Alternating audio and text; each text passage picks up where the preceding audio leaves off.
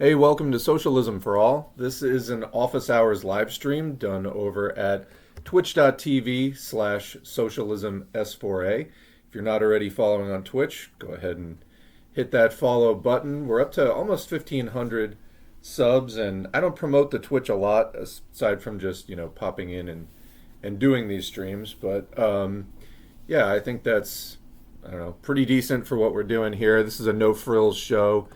Mostly audio, mostly just thoughtful discussion, few visuals occasionally, but we're not doing, some people have their Twitch all tricked out with the fancy chat and the fancy, mood lighting, and they've got 5 different videos rolling in the foreground, and no, we don't do that. This is a place where we facilitate some discussion among people who are learning Marxism, interested in topics related to the international communist movement and where it's been, where it is now, where it's going, crises of capitalism as they continue to unfold. We've talked a lot recently about the 2008 scenario and how that's most likely going to be coming back in the not too distant future.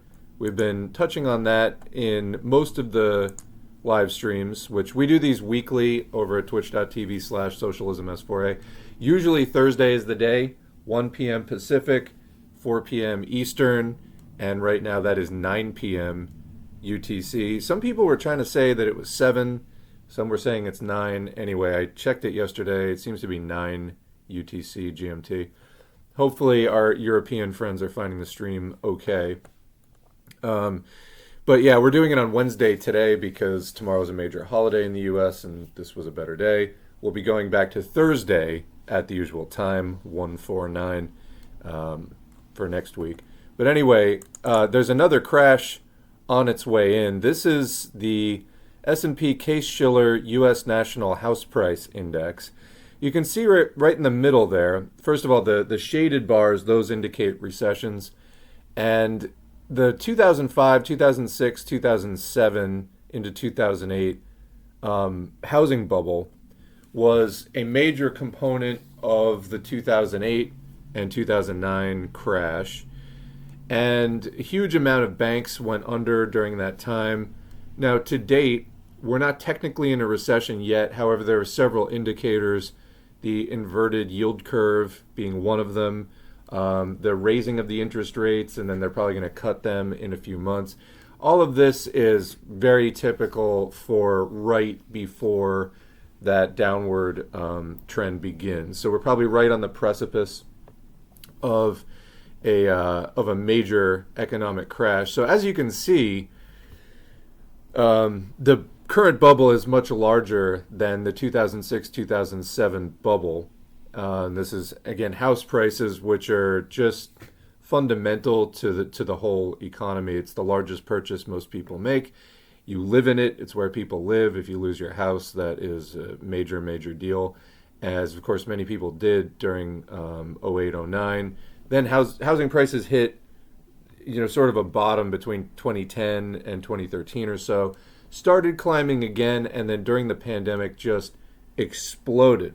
This is tied with low interest rate policies, the quantitative easing that the imperialists were doing to manage the economy. And so this particular chart that you're looking at is not corrected for inflation. However, even if you corrected for inflation, the bubble we're in now is still bigger than the one that preceded 2008. So this is really going to hurt when it crashes. And it's, again, probably going to make 2008 look somewhat small by comparison. As I was saying, hundreds of banks, and we were discussing a couple of streams ago, hundreds of banks did go under in the 2008 crash, great financial crisis, GFC time period. Comparatively few have gone under recently. So there's only been 5 banks that went under this year. However, by the dollar amount, by the amount of assets that were involved in those bank failures, it's already more money, more assets that were involved. So, by that metric, it's already a bigger crash. And these are just the canaries in the coal mine, what we've seen in 2023. This is probably going to begin in earnest more like 2024, 2025. But just to give you some sense of it, the housing market has basically crawled to a stop. The amount of inventory that is houses for sale on the market is at about 40% of what it was prior to the pandemic, so that hasn't returned to normal yet at all. Basically, this was investors buying up properties over the last 10 years when interest rates were really low. And people, it was also seen as an alternative investment versus the stock market, which, might not be as reliable, or people just felt that they could do better buying, hoarding housing for a living. And they're so far refusing to sell it, except in certain areas. Like there's a sell-off starting to begin in Florida, in certain parts of Texas, and California and the West Coast to a somewhat lesser extent. But prices are dropping in the West Coast, the Southwest, around like Phoenix, some parts of Texas, again, Florida, up into like Nashville a little bit. So far, the upper, Midwest, Great Lakes, and Northeast region, not really touched yet. In most of those areas, prices still going up. But, recessions don't have to hit everywhere at once nationally. It can begin wherever conditions are softer on a regional basis. And again, that's what we're seeing. But now that the Fed just jacked up the rates really high, and mortgages are now like 7 or 8%. And also, there are other investments getting much better yields. There's about to be a wave of inventory hitting as the investors who have been hoarding this stuff and just sitting on it as vacant properties while there's a giant homelessness crisis unfolding. These vacant properties are going to be dumped back onto the market so that they can get cash instead, and then put that cash into stuff that's going to get them a better yield. But this is right around the corner. It's, again, probably going to dwarf 2008. And, what's going to be the story then? They were talking about 2008 being a once-in-a-lifetime economic event. Well, we're about to have another one 15 years later. And, yeah. So anyway, this was all going to happen also with or without the pandemic. The pandemic sort of amplified it. But even in 2019, there were signs of a recession starting. Then, of course, there was a big dangerous virus spreading, and so public health interventions were needed, which further complicated things, sort of masked in a way what was happening with the recession. So that recession, of like 2019 into 2020, looking like it was showing signs of beginning, that was only, 11 years after 2008. So this system is not stable. This is one of the things I keep coming back to when I talk to liberals or just people who are kind of clueless that capitalism really can't go on forever as a system. It trends toward more consolidation, more instability, decreased profitability, and there's just only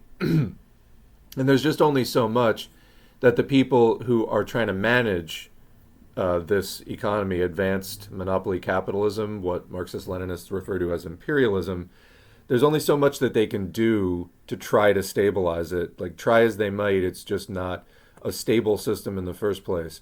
And it goes through periodic breakdown crises due to overproduction. And in order to get profitability back up, there has to be a destruction of capital. This can either be a physical destruction, or it can just be a decrease in the value, so a destruction of the value of capital. But anyway, we're in this bubble, and there's so many delusional people who think that just prices are going to stay high forever. These investors that basically bought high and think that they're going to sell even higher. Many of them are going to get a rude awakening that they bought high, and they're going to be selling at a gut-wrenching loss in the next 1 or 2 years.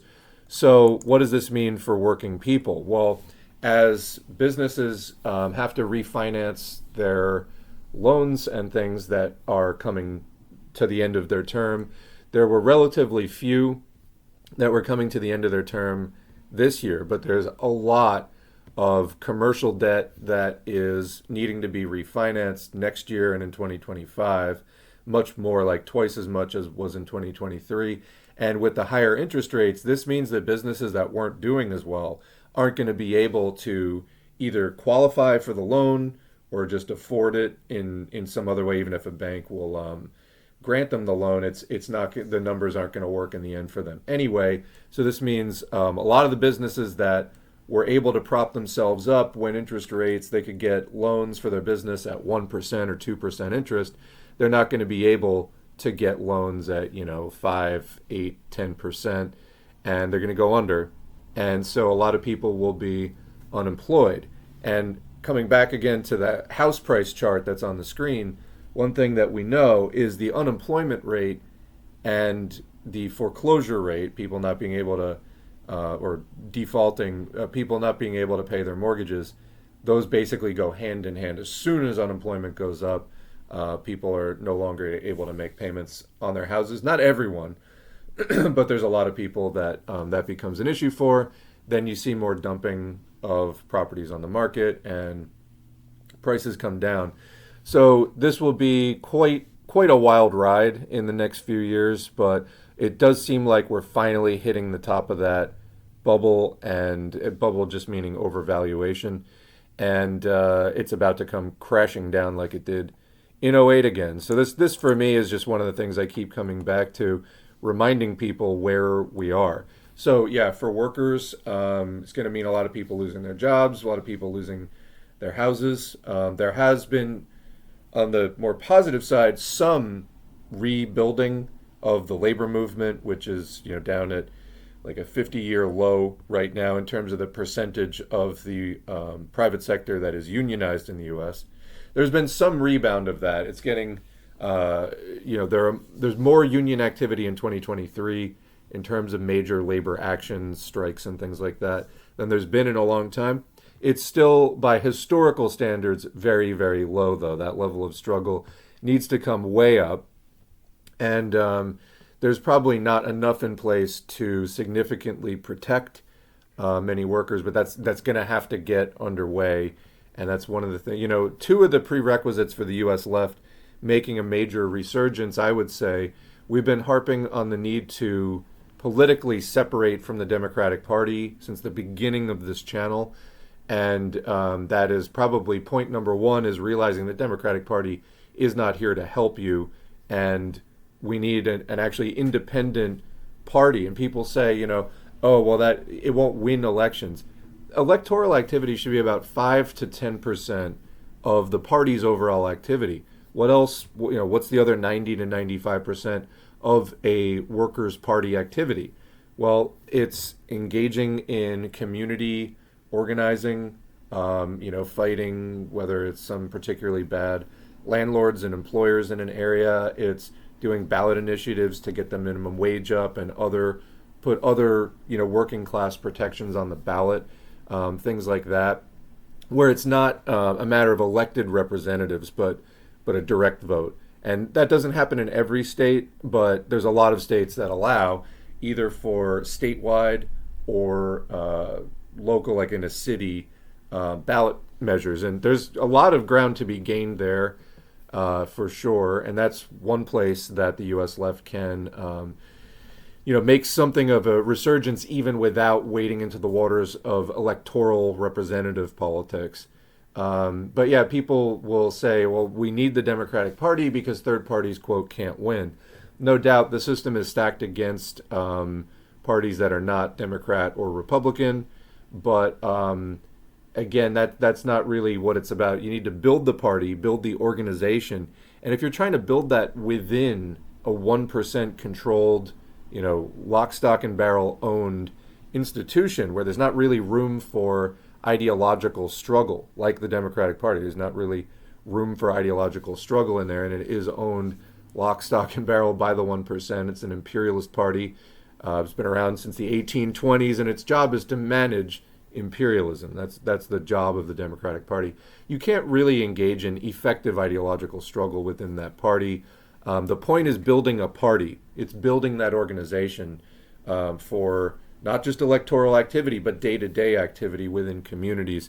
And again, the Democratic Party is a very, very poor choice for that. So that's one thing, is separating out politically and forming our own thing. And number two, rebuilding the labor movement. This is key for building class consciousness. Class consciousness partly comes from studying, the kinds of audiobooks and history and economic sort of teachings that we do here on this channel, but it also comes from direct involvement in struggle. There's nothing quite as eye-opening as, seeing when you go out there and try to stand up for your class interests, who fights back and how viciously do they fight back. And then you come back to the history and theory of the international communist movement, you go, oh, now I see what they were talking about. You can relate to it directly. So those are a couple of the early steps. Militant labor movement needs to be rebuilt. And believe me, there is going to be real pain and hardship coming to the economy soon. I don't know if they have any other new tricks up their sleeve. Like the whole thing that they did after 2008 of increasing the Federal Reserve's reserves, that was new. They always kept those under $1 trillion previously. And then it went up, most recently in 2022, it went up to 9 trillion of assets on the Fed's balance sheet.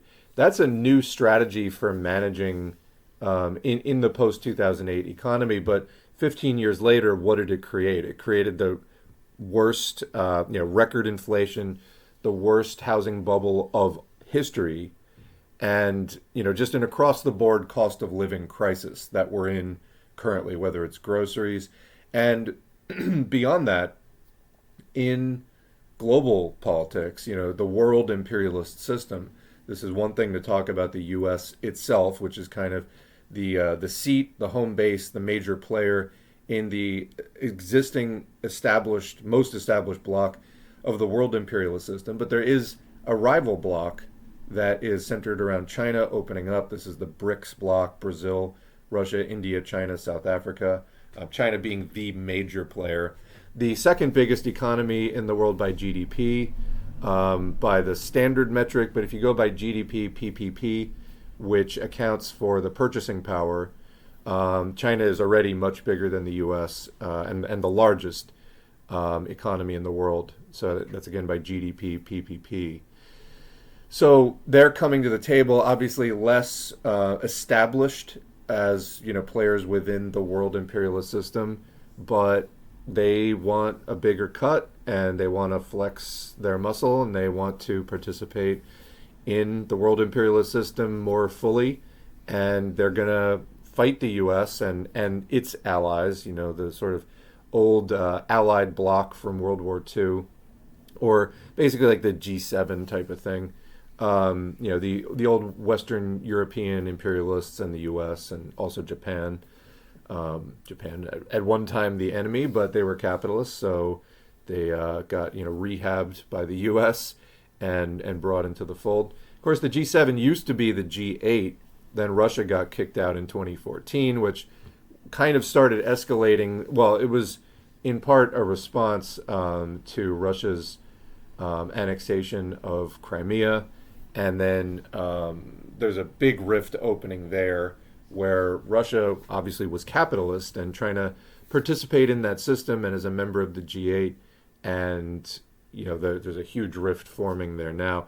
That front, there's inter-imperialist tensions opening up, whether it's in Ukraine, whether it's in Western Africa, with some of the Western African countries politically pivoting away from the U.S. and France, and turning toward Russia instead.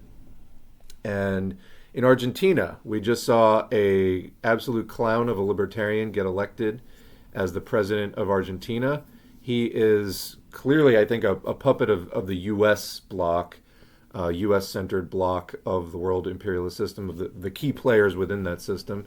He has announced intentions to keep Argentina out of BRICS, so not going to that side, and also to dollarize the economy, which there have been a number of mainstream economic articles talking about the perils and huge risks of dollarizing Argentina, but that's the kind of thing that guy is going for.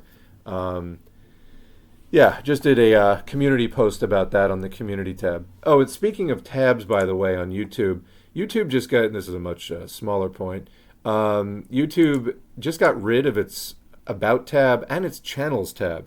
You can still find that information if you go to click on the description in the YouTube channel. It'll still take you to the about information, I think, as a pop-up bubble. No, just put it back as a tab. Don't do that, YouTube. And then also the channels tab, which I put careful thought into who ended up on the channels tab, because that's an easy way to just, people who stumble across your channel and they want to find some other non-garbage channels, I could just say, oh, check the channels tab. Now you got to go to the home tab, scroll all the way down to the bottom, and then click see all when you get finally to the channels that are listed. I don't know why they would do that, because having subscribers to one channel, then subscribe to like a couple dozen other channels, that's good for YouTube. So I don't know why YouTube would basically be hiding it like that, but not a good move in my opinion. YouTube, bring back the channels and about tab. Seriously, it's just going to make for a better experience with people probably watching more videos. But anyway, that's about what I've got for there. Before we get into today's chat, I would like to thank the patrons and the buymeacoffee.com supporters whose names are on the screen. Patreon.com/socialismforall or buymeacoffee.com/socialismforall. You can make a donation for as little as $2 on Patreon, or I think $5 on Buy Me a Coffee, and get your name on the screen and help out this channel, because we are non-commercial, viewer supported. We don't run ads or sponsorships. It's just the contributions of the supporters like you that make all of this possible, and we really appreciate it. Names in blue have been supporting for over 3 years, names in green over 2 years, names in yellow for over a year. So I have gotten to know a lot of the patrons and Buy Me a Coffee supporters over the years, and I appreciate all of your contributions to the channel, not just financial, but a lot of times we'll have discussions. You will recommend articles, and I actually want to take a moment to note there was someone who sent in some articles about DSA and some DSA news. I keep meaning to get to that, and I'm not there are things that people will send me and I'll say, okay, I'll take a look, and it kind of ends up in a pile and I wind up looking at it 2 months later. The person sending in the DSA stuff, I really keep meaning to read that like as a high priority, and I keep not getting to it. It's actually been a crazy couple of weeks for me personally. Just had like a lot of outside stuff I've had to deal with, and hence I'm a little bit behind on editing and posting the streams. However, last week's stream, almost halfway through, that should be up probably by tomorrow, and then I'll get today's stream edited as quickly as possible. But yeah, it's just been kind of crazy for me. I actually hadn't posted a video in like 9 days, so I think that we'll be getting a little less crazy, and I'll be able to come back to the channel. You know that I always make up for it. It'll be even if I don't post for a week or so, I'll then make up with it for it with a slew of videos. So anyway, thanks to the patrons and buymeacoffee.com supporters. It is much appreciated. And of course, also engagement counts. Like, share, subscribe, whether you're a patron or not. Leave a comment, even if it's just thanks or good video. All that helps to boost the channel, keeps the channel growing. We're at 18.3 thousand subscribers at this point, and onward and upward. So yeah, all of these are positive signs. All right, so we're back to the screen, and let's just go ahead and get into what we've got for the chat today. A lot of people talking about the election results in Argentina being tragic. Yeah, I mean, as I said in the community tab, I think that so the guy's name, Javier Milei, is going to be a rich source of really painful examples of the utter bankruptcy of sort of, standard Ron Paul Austrian school LOLbertarianism, just extreme free market stuff. If your problem is inflation and instability, and the thing that the libertarians want to do is just basically take all of the bumpers off and just let capitalism crash as much as it wants to as it goes up and down in the boom-bust cycle. That's not really good for the people living in the country. Like, yes, it restores profitability after a crash. You get sufficient destruction of capital to make it profitable again, and then it grows again, and then it has to fall apart again. all in pursuit of trying to keep profitability up. But profitability is not really what's helpful, to the average working person who has no interest in that private property.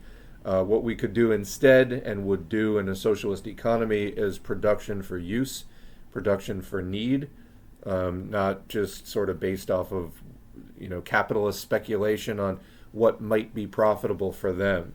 There's plenty of things that aren't super profitable but are needed and necessary and need to get done, and we need to really get away from that kind of 19th century robber baron laissez-faire capitalist view. I mean, history already moved on from that, and these people, the libertarians, they see them as like countercultural or, quote, against the grain, because capitalism in the 20th century moved into what Lenin called imperialism, what we sometimes call capitalist imperialism, advanced monopoly capitalism that is characterized by the export of capital, that is investment abroad.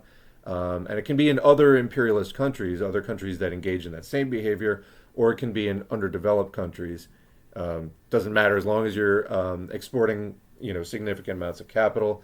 That is kind of that the economy is dominated by monopolies, that there's significant state melding with the economy, that there's also a significant amount of finance capital, which is where industrial capital and financial capital become so intertwined that they're basically one. This is finance capital. The emergence of like a military-industrial complex and other features. So this is the age of monopoly, advanced monopoly capitalism, after capitalism has done all of its ascending progressive historical tasks of overthrowing feudalism. It then just becomes this stagnant, oppressive force, and there's no historical progressive role left to it, and it just merely must be ended through social revolution.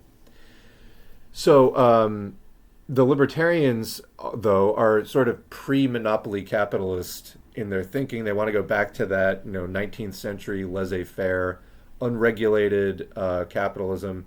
And the imperialists are never going to let that happen. It also just doesn't make sense because historical development has moved on from that phase. They, though not thinking outside of the box of capitalism, they think that that's just, they're these rebel capitalists or whatever. Nothing could be further from the truth. They're just reactionaries. They just want to turn back the wheel of history. If imperialism no longer is a progressive force and has nothing really to offer, these people offer even less, in that sense that their economic system has already been outmoded by imperialism. But they don't understand that. They don't understand historical materialism, and hence they think they're getting back to the fundamentals of capitalism. Doesn't really work like that. So, and especially dollarizing the economy. You want to dollarize, but part of Argentina's problem, they're having rampant inflation and a lot of economic woes because of that. This is an odd time to dollarize, as the U.S. is, on the precipice of a gigantic crash. But anyway, I think that Argentina, for as long as this thing lasts in Argentina, and I hope it doesn't last long for the sake of Argentine workers, that there's going to be, a lot of historical examples to draw from of why not to do this. So, yeah. So let's get into comments. The unfortunate Javier Milei win in Argentina was unpacked by Ben Norton. I listened to his 1-hour video today. How was it? Like, what were the takeaways of that? And just because Ben Norton was mentioned, we're not real fans of the Danny Haifang, Ben Norton kind of multipolarity thing, which, basically just takes what would be a socialist urge and just channels it into cheerleading for the BRICS capitalist bloc. That's not really something we want to promote, but that's, kind of the mode that people in Ben Norton's orbit generally are in. Just wanted to get in a word about that. I just watched this premiere with Empire Files with Mia Khalifa as the guest. I had no idea she was a leftist. Not sure if she's a comrade, though. I'm not sure what the deal is there. Some people had pointed out she has a tattoo of a right-wing Christian group from Lebanon on her arm, I think. And let me See if I can bring that up. So it's Lebanon's right-wing Christian political party. So this is a Lebanese Christian-based political party and former militia during the Lebanese Civil War, created in 1976. So the Lebanese forces fought the PLO, the Lebanese National Movement, the Lebanese National Resistance Front, the Syrian Army, the Progressive Socialist Party, and the Lebanese Army. So after the Civil War ended, the Lebanese Forces Party was created. So anyway, yeah, I'm not real up on the history of that, but I remember people talking about it. So anyway, I would take that with a grain of salt for now. I got into a number of disagreements with people on the horrific genocide waged by Israel. There are still idiots sticking up for Israel. Low information people, I assume, because actually, you know what? There was a chart somebody was just sharing on Blue Sky. By the way, if anyone wants a Blue Sky invite code, let me know in the comments, and we can handle that. I've got several dozen codes. I don't know why Blue Sky doesn't just open up at this point, because I think everybody who wanted an invite code pretty much got one by now. Anyway, where were we here? Yeah, so this is from the Washington Post, and the title of the graph is Monthly Average Child Casualties in Conflict. So you can see there Syria has 100 monthly average child casualties in the conflicts within Syria. Afghanistan, 56. Yemen, 41. Iraq, 19. Gaza, 4,125. So that's why people are saying it's a genocide, not a war. And basically the world so far is standing by. You know, it was just it was World Children's Day. And this was mentioned that, hey, Israel is slaughtering thousands of children because half the population of Gaza is under the age of 18. Yet again, nothing actually done about it. I don't know what to say. I don't know what to say.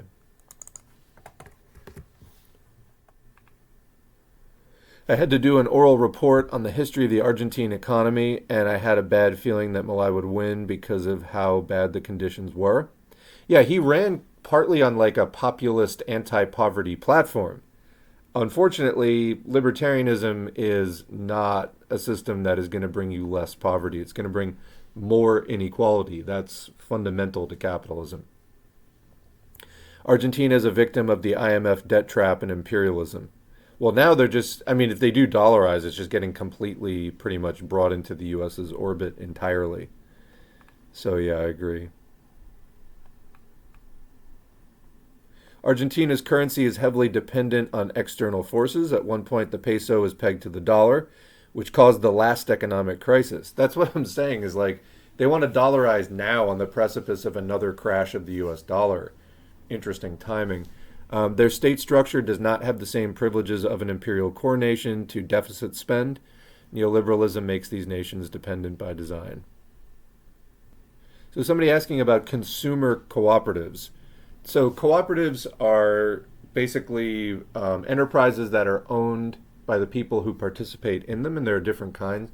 There's a worker cooperative, which is a business that normally would have employees, but it's employee owned in such a way that it ends up being cooperatively run. There are also forms of employee ownership which really can't properly be called a cooperative per se, like ESOPs, so that's Employee Stock Option Program, I think it stands for. But anyway, ESOPs can be more like traditional businesses, but they just kind of have the employees buy in. And sometimes with ESOPs, it's not even a majority, control. So yeah, it's really a cooperative when the management, the governance of the enterprise is also important. If people are really interested in this, there's a website, usworker.coop, it's not the thing associated with Richard Wolff. It's a separate thing. I think that they do some collaboration at times, but anyway. usworker.coop, it's the U.S. Federation of Worker Cooperatives. They have a lot of resources on how cooperatives work, and From a Marxist-Leninist perspective, we're definitely critical of this. Cooperatives can play a role in improving conditions to a certain extent under capitalism and increasing class consciousness in the struggle to cooperativize an enterprise or things like that. In the end, they are not really a stepping stone to socialism themselves. So as is often presented by people like Richard Wolff, and we've gone through that. A good source on that is Rosa Luxemburg's Reform or Revolution, that pretty much, concisely shows what is wrong with that very revisionist argument that cooperatives are kind of like a stepping stone to socialism. I understand actually Richard Wolff's organization did put out a response or criticism of that major work by Rosa Luxemburg. I haven't had a chance to listen to it yet, but it's wrong. Whatever they said, because Rosa was correct in that. So anyway, consumer cooperatives are cooperatives that are owned by customers. So anyway, somebody was asking if there are resources about that. They said, my dad's interested in the supermarket co-op, and I'm wondering what it's all about. They seem to be begging for a lot of money, and it's a big fundraiser. I think that consumer cooperatives are kind of at the bottom of the barrel. They used to be called buying clubs in the U.S., and basically it was a way for people to get together and eliminate retail capitalism, so the retailing markups and capitalist middlemen involved in, because how retailing works is an enterprise goes to a supplier that sells at wholesale prices. So wholesale prices are lower because they're direct from the supplier. And that can either be a supplier that acts as a front for many different actual producers, or it can be going to a producer directly. Anyway, the retailer goes to a wholesaler and buys goods at wholesale prices. The goods then become the property, the capital of that retailer, and then the retailer tries to make a profit by reselling them or retailing them directly to the public at a markup. So basically, consumer cooperatives were a way for people to set up their own non-retail way to buy at wholesale prices, basically. So the way that consumer cooperatives have gone today, in most cases, the prices are virtually indistinguishable from regular retail prices. The various, there's like a lot of food co-ops, for example. In the 60s and 70s and earlier, when there was like a kind of big resurgence, especially in the natural, organic, like health food world of buying clubs, there could be a significant difference where they would buy from a farm directly or something like that. And there would actually be really steep price cuts versus buying at retail from a supermarket. And I think today that is like less the case than ever. A lot of cooperatives will sell to the general public, but they will also sell to members that have bought into the cooperative and technically are a co-owner of the cooperative. But a lot of times the discount is like 10%. It's really not very big. And so anyway, they're okay. I feel like something like a Whole Foods or something like that, you don't in the end see a ton of price differences, I find. So I think that whatever happened there, they're kind of past their heyday. Again, if people, because I think that the wholesale prices that they're buying at, the really big retailers now are getting like an even steeper wholesale discount. So even the cooperatives or buying clubs can't really compete with them. I think that that's what's going on. Whatever it is, they're fine, but they're not really much to write home about. That's sort of my take on consumer cooperatives. So, yeah.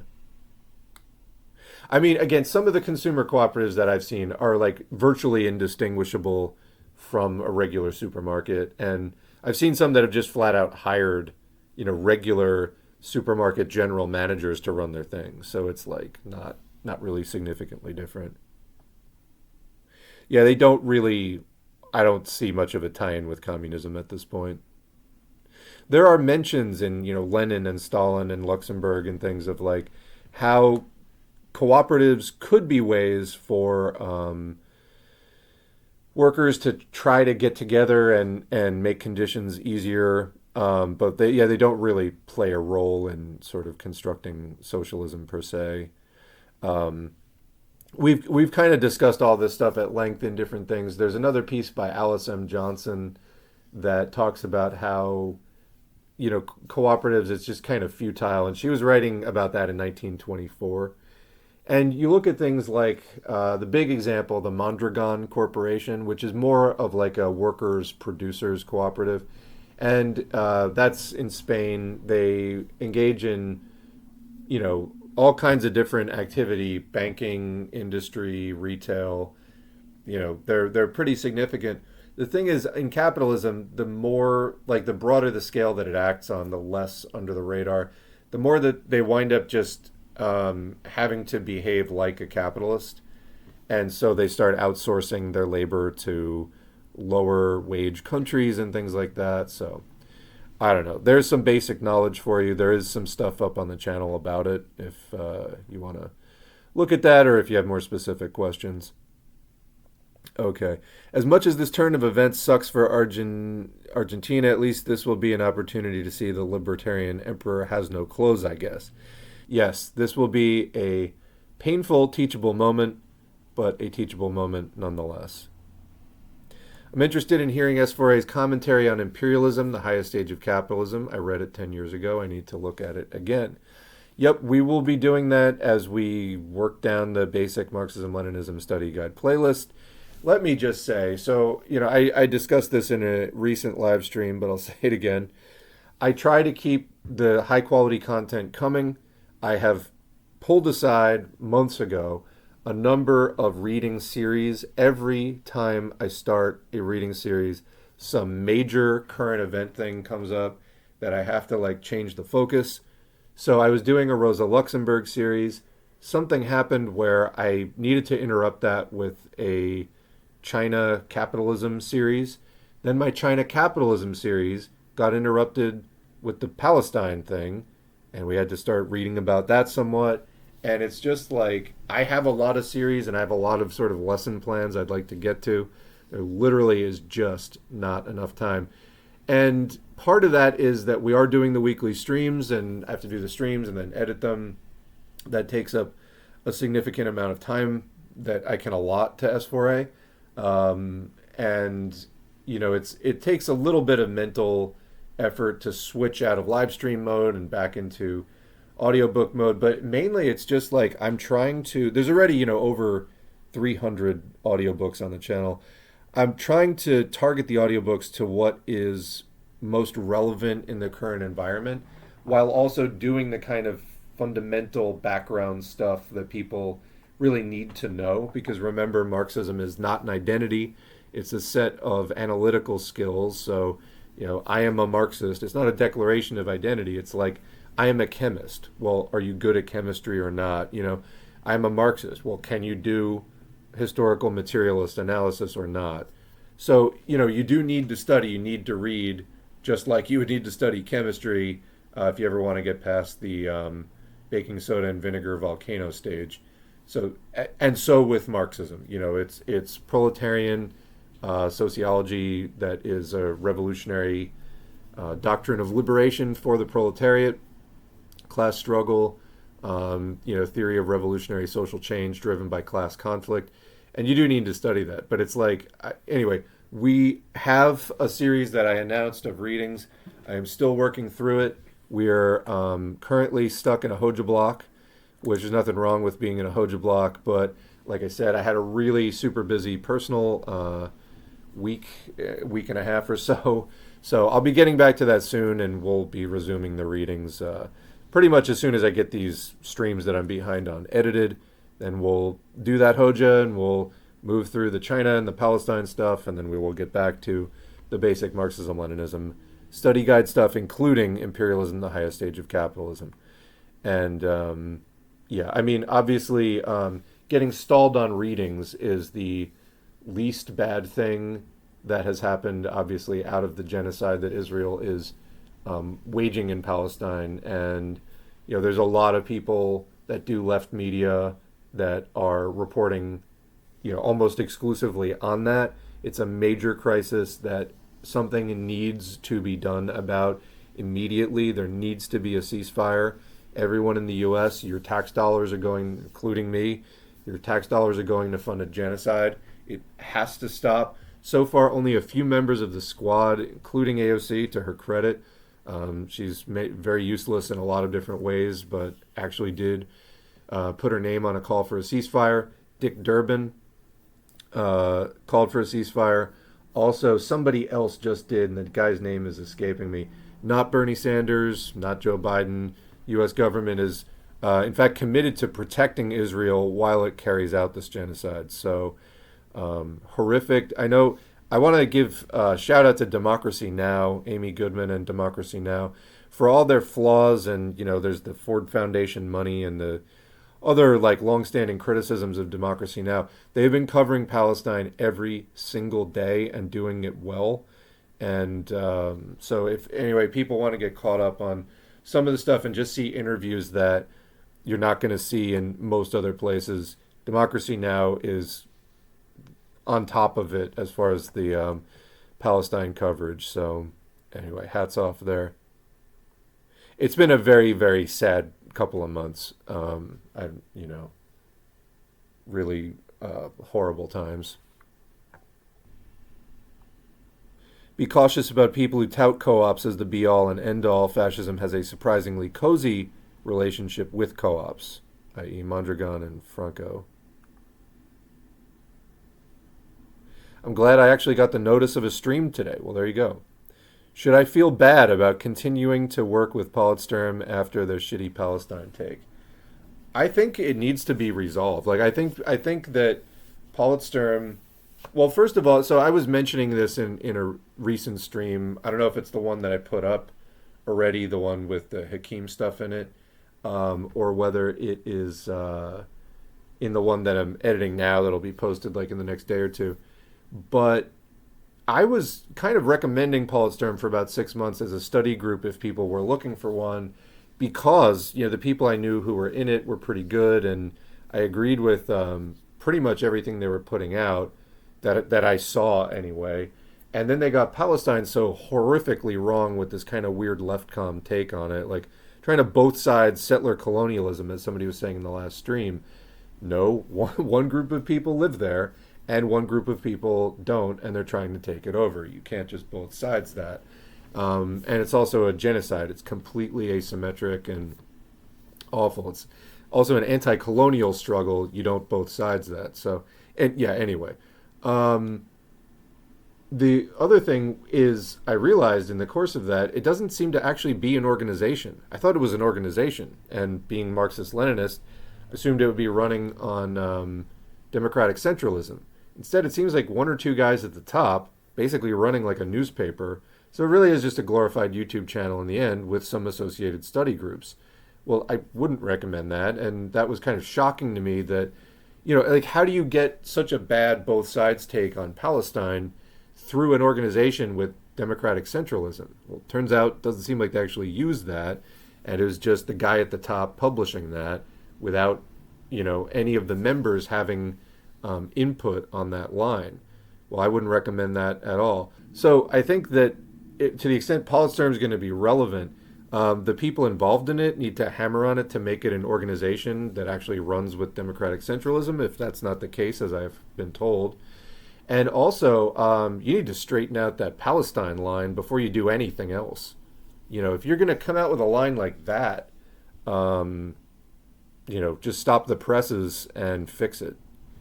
So, yeah. Welcome, Health Revolt. If the U.S. can't manage a war, how do capitalists play mass unrest after an economic crash, like the one we're talking about with the economic crisis? Very simple answer. How did they manage the last economic crisis politically? The Tea Party.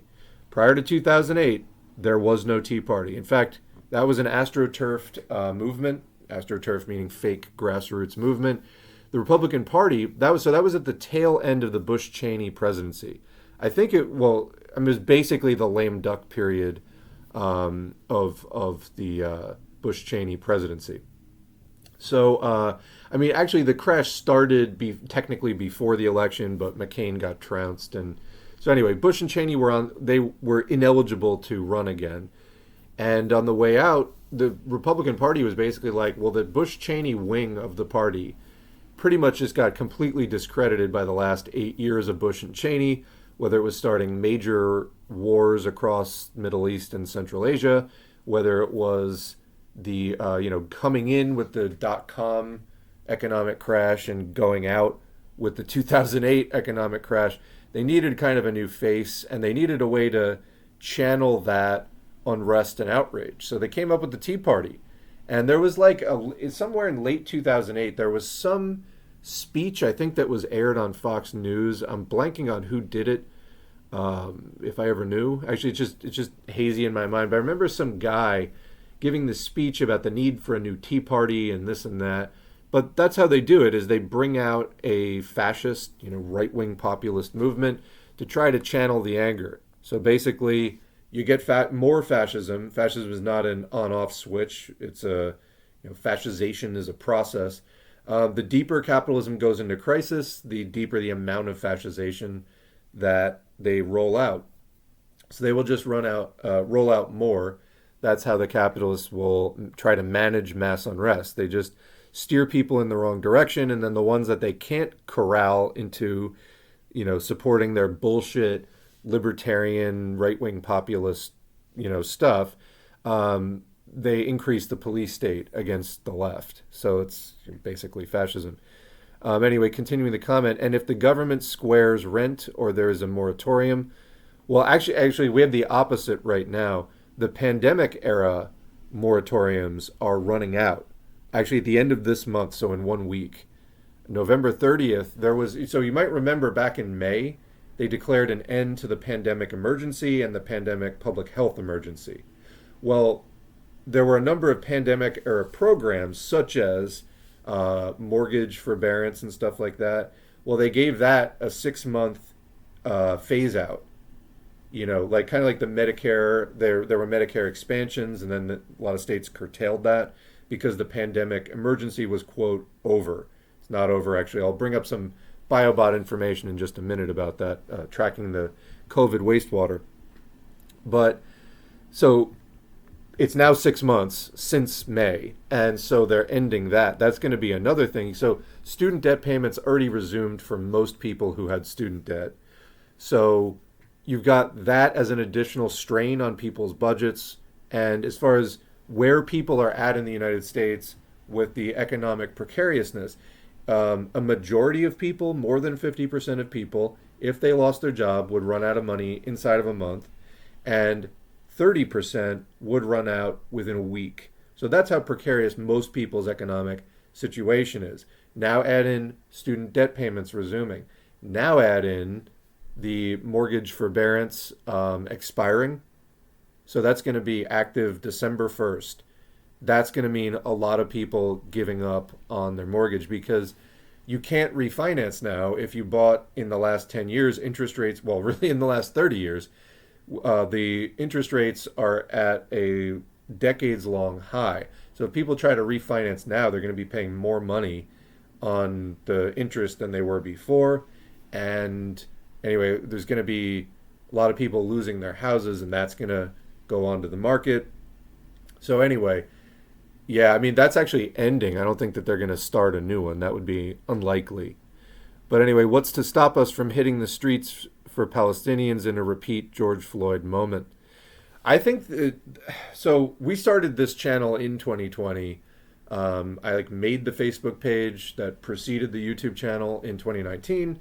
And then we started the YouTube channel in February 2020 after running the Facebook for a while. And we had a lot to learn, made mistakes, obviously, but I think going in a better direction, not a worse direction over time. Anyway,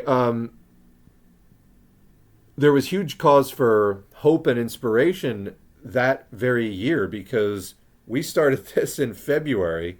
The pandemic hit the next month. I hadn't heard anything about coronavirus in February when I was starting this channel. We were just starting it to start it. What was happening was the Democratic Party primaries. And, we were doing agitation around that. And people were talking about socialism, and part of the reason that doing something called socialism for all, that I went with the communist flag was we're trying to distinguish this from just the Bernie Sanders thing, and to pull people left. There actually was a Bernie to communist pipeline, not for everybody, but we were trying to facilitate in people learning what actual socialism was about, including me. There was a lot that I have had to learn and still have to learn too. Anyway, point being, starting that in the winter, spring of 2020, then the George Floyd protests, and Black Lives Matter protests spread across the country that spring and summer. Why? Looking back on that, I mean, there was so much kindling of discontent that the horrific murder by police of George Floyd, and that being just captured on film and everything, like that was the spark that ignited a huge pile of extremely dry kindling, and of all kinds of grievances, of police violence, of just all kinds of stuff that people had been carrying around grievances about. But I think why it really, really found such expression then is because people weren't working. There was a shutdown at the time. And it turns out, as I've said before, people hate the system so much that as soon as they don't have to go to work every day for some extended period of time, they start tearing the country apart because they hate it so fucking much. And right on, it's like this system is soul crushing. It is terrifying. It terrorizes the people in it. And yeah, it turns out people, as soon as they don't have to go to work and you take away that daily obligation that's just running them down all the time, they start going, hey, this place sucks and I'm super angry. And yeah, they get out in the street. So I think until you have something like that, I don't know if we're going to see people out in the streets en masse again like that, but we'll see. But I do think that the shutdown was the key ingredient. So yeah, I didn't know this. Somebody says, I had no idea that Mondragon was cozy with Franco. And it said Mondragon was founded during his reign. It was held up as an example by his regime as being ideal. Again, just I think more evidence that sort of anarchism is not really breaking outside of the system as much as anarchists would like to think.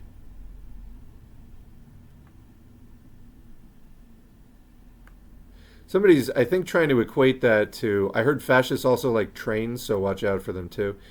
Yeah, I don't think that's really quite the same. I don't think that's really quite the same thing. When you're talking about like a business model during a class war versus like a form of transportation, that's not really the same thing. To restate my question, how much more can we take before there is mass unrest? Homelessness is already crazy. Like, when does the relief come? Even for the U.S., it's getting ridiculous. Again, so another key ingredient, not only was there a shutdown, I think that was like the main thing, it was also an election year. And like it or not, I don't, U.S. Americans tend to think politically only in presidential election years. So, they only think really politically about the country a quarter of the time. And, it's better than 0% of the time, but it's a lot less even than half. So that was another key ingredient, was like, first of all, you had people not having to go to work, or at least not as much. There were many, quote, essential workers or essential human sacrifices that were sent to work anyway and weren't allowed to claim unemployment. But the country as a whole, a lot more people than usual were able to stay home and just think about society and stuff. And they had nothing else to do but like be on social media and read news and things like that. And then it was also an election year, so people were already thinking politically in the first place that year. So that's another one. So we may see some more protest and political struggle next year. Expect it to kind of die down by 2025. But we'll see, if we get that and the economic crash starting next year, who knows? Something could happen. Electoralism is a dead end. Too many well-meaning people are stuck caring about the Democrats winning. Absolutely. You see it starting up on social media already. Even if they are more left liberal, it doesn't matter. because it's all theater. Yeah, don't go in for the Democrat Republican electoral politics thing. It is a dog and pony show. It is good cop, bad cop. It's just there to mislead, and it's not. It's not. There's not that much substance in it. Next comment. Judging by what happened at the beginning of the pandemic and the George Floyd and Black Lives Matter protests, I think it's going to take a crisis of similar magnitude. I think that's a big reason why Biden was so anxious to downplay COVID and, quote, get back to normal. And again, yeah, Biden was a shitbag for doing that. I mean, to his, I don't know if you, not really to his credit, but he wasn't the only person, or, this wasn't the only country doing that. But certainly this wasn't exactly leading the resistance. The U.S. was one of the worst managed, as far as the excess deaths and things. The U.S. was one of the worst managed pandemic responses. But along those lines, is the pandemic over? Absolutely not. So this is from biobot, biobot.io/data. And this was just updated a couple days ago this week on Monday. I think they're just updating on Mondays now. But this is the level of SARS-2 virus particles in the wastewater. This measures copies of the virus per milliliter of sewage. So it turns out wastewater monitoring, you can monitor the amounts of different chemicals in the water or biological agents such as a virus. And yeah, so when you get infected, the virus multiplies in your body. But again, hopefully don't get infected because it's very risky for your health. Plan A is an N95 respirator, mask or better, not just a cloth mask. That really isn't that effective at all, or even a surgical mask. You want an N95 or better that actually has a good seal around your mouth and nose. The people who kind of like keep the mask down around their mouth but not their nose, they connect in the back, right? It astounds me every time I see that. Anyway, N95 respirator or better, commonly called mask, but technically a respirator. That is plan A. And then in case of a mask failure, plan B is stay up to date on your vaccines. But you want both of those in place. Plan A is don't get infected by wearing the mask. And plan B is in case you do get infected, which straps break. Things happen with masks or respirators sometimes. You want your vaccinations to be up to date. So there's that. But anyway, when you get infected, hopefully you don't, but if you do, it multiplies in your body using your cells, reproductive mechanisms, basically. Viruses, one of the peculiar features of viruses, they cannot replicate on their own. So unlike a fungus or a bacterium, where, like you leave a piece of bread out, it gets moldy, and stuff grows on it because it's just growing, it's eating it as food. Viruses don't do that. They don't just eat food and reproduce. They need to take over another cell and have the cell reproduce it. So by that standard, they're not, it's sort of a semantic debate, but they're sort of not technically alive. Viruses can either be inactive and capable of causing infection, or they can be damaged and incapable of being infection. So when people talk about, killing a virus, it means like rendering it incapable of being infectious.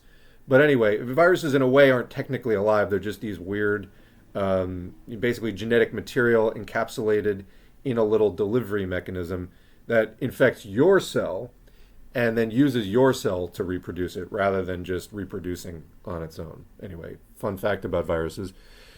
But yeah, after it reproduces, then it gets shed in your excretions, like, goes into the wastewater. And so this is the overall chart of the pandemic. As you can see, we're in like a pretty significant amount of spread. There was a long lull earlier this year.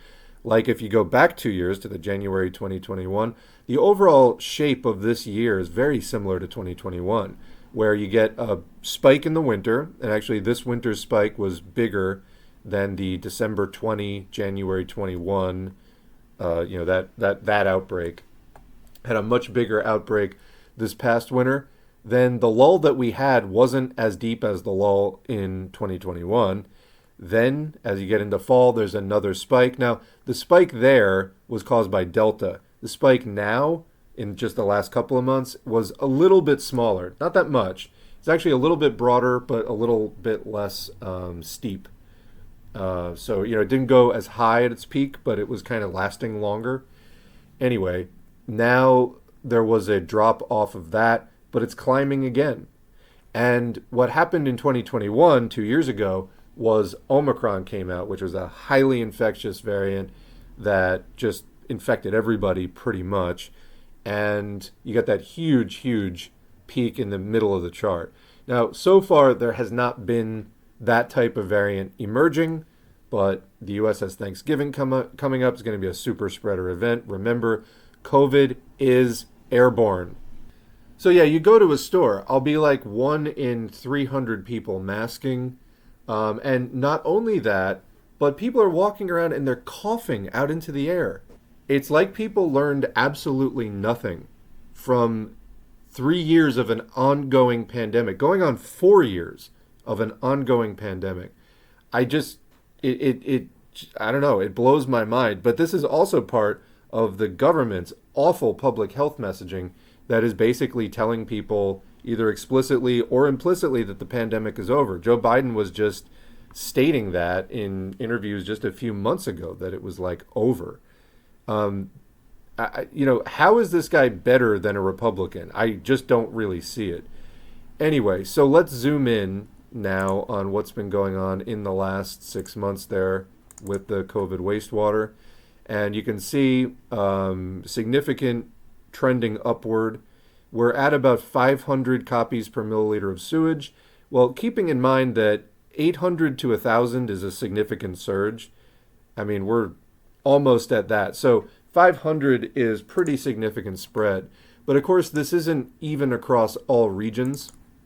So if we go into the regional view, you can see there the Midwest and the Northeast are the highest, the Northeast trending sharply upward, where of course, there's lots of population and lots of cold weather, lots of people being indoors and doing indoor activities, again, completely unmasked in any way.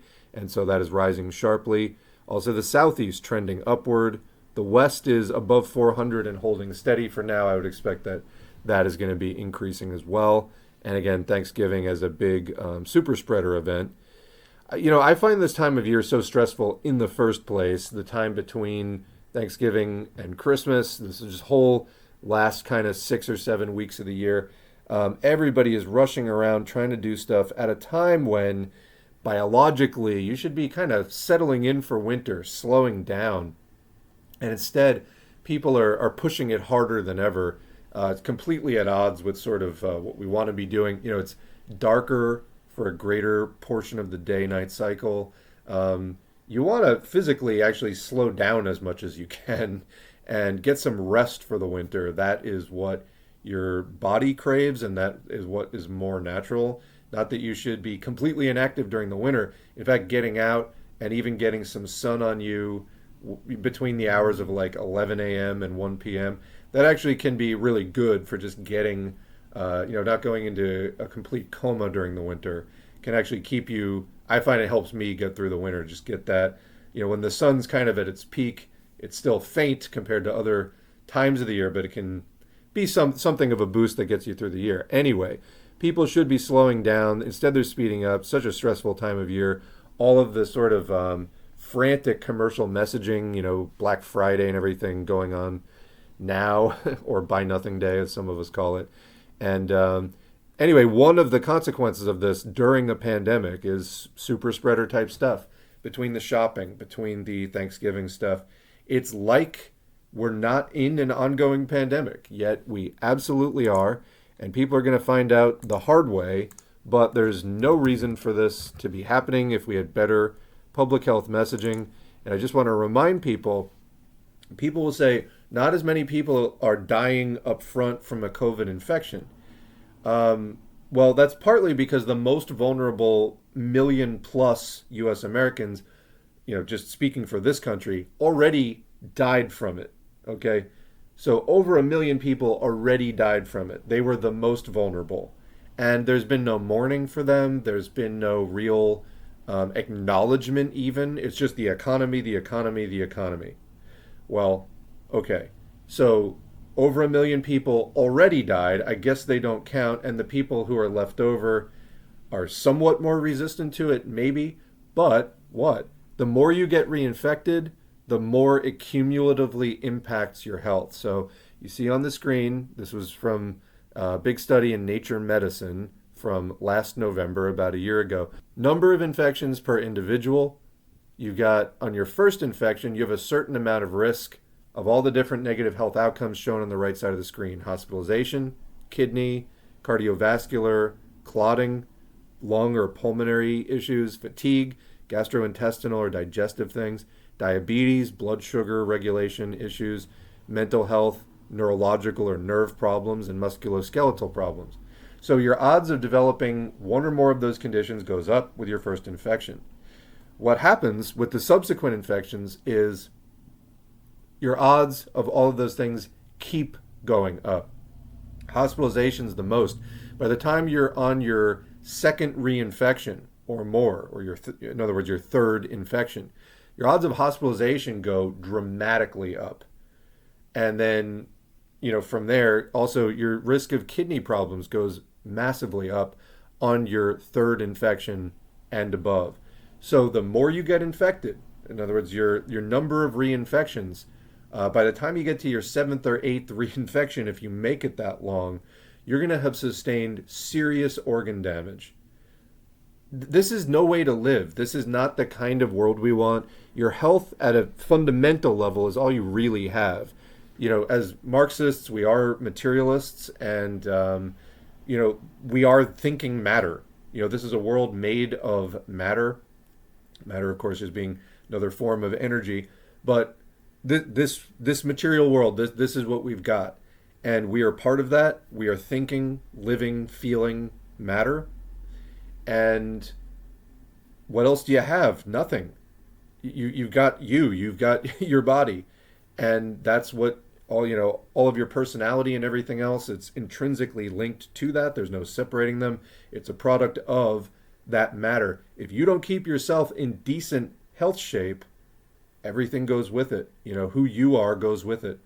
So that's what you have in the end is your body. You are that. So it's kind of mass insanity that's going on. And of course the government is, downplaying the risks of COVID. So anyway, just wanted to check in on that. Let's get back to the chat. Do you think that the capitalists would push for World War III to revitalize the economy during the next crisis? Yes. So destruction of capital, either physical, actual destruction of capital, or at least just destruction in value, is necessary during an overproduction crisis to restore profitability. And they haven't had a war in a long time. So remember, so the reason for the wars in the first place is inter-imperialist conflict. That's the reason for World War I and World War II. It is a crisis of the imperialist countries fighting with each other over how they're going to divvy up the right to exploit different parts of the world. That's what it's about. As capital expands beyond its borders, it clashes with other capital that's also trying to exploit other areas. And after World War II, so they had World War I and then World War II, happened just a few decades apart. There hasn't been a world war since then. Okay, well, what happened instead? You had World War II in the 40s.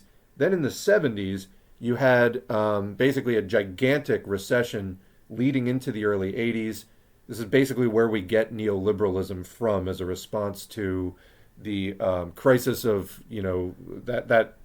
prolonged recession and decreased profitability. There was not a significant enough destruction of capital to reset the system at that time. They've been sinking deeper and deeper into this crisis. So there hasn't been an inter-imperialist war in going on 8 decades now. And it's likely with the BRICS versus USA NATO or USA EU and UK kind of, those two major blocks fighting with each other. And again, it's not, as I said in one of the earlier streams, it's not exclusively like the BRICS countries never do any trade with the other bloc. No, of course they do. It's just, vying for dominance in just, who gets kind of what vote within the World Bank and the IMF and things like that. But anyway, yes, there is this major rift appearing that has different fronts, like the war in Ukraine, or again, West Africa, Argentina. Different fronts are appearing where the inter-imperialist conflict is flaring up. It's heating up. And there hasn't been a war in a long time to destroy mass amounts of capital, restore some profitability. As Marx pointed out, there is a tendency for the rate of profit to fall over time, no matter what the capitalists do. However, the capitalists can, in the short term, fight back against some of that in a number of different ways, and that is one of them. So would they do World War III or go through with World War III just to, go through that and restore profitability? Yeah, I would count on it. And in fact, they haven't done it in a very long time on that level, but I wouldn't rule that out in any way. In fact, I think it's likely. I think we're in for really bad times, especially after the next crash.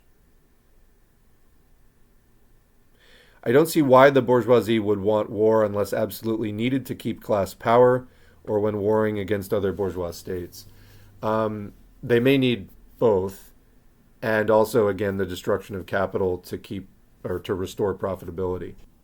So somebody's saying, I think that the Ukraine war is too small. Russia is also gaining ground. The war probably will end next year. Russia said that the war would just take like a matter of months or weeks. It's been over a year and a half. We're coming up on 2 years. So I don't think that those projections are trustworthy at all. And again, it is still another emerging front in a global, conflict, basically. Global confrontation.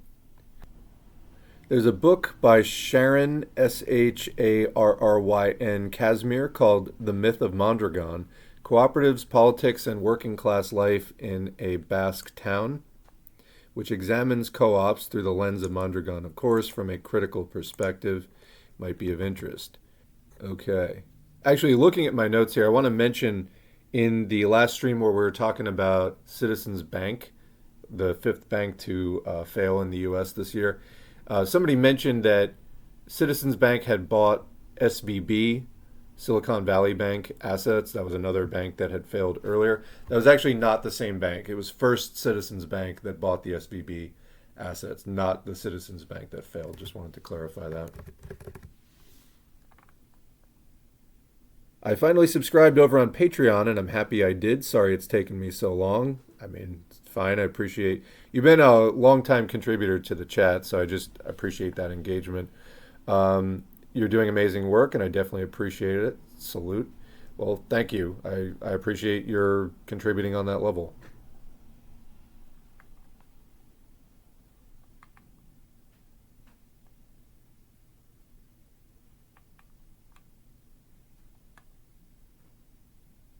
So Milei in Argentina only won because of the situation there. He's going to make it worse now. Yeah, I agree. Argentina's economy was going badly since the 1980s. 2001 was another big hit because of somewhat of a dollarization, 1-for-1.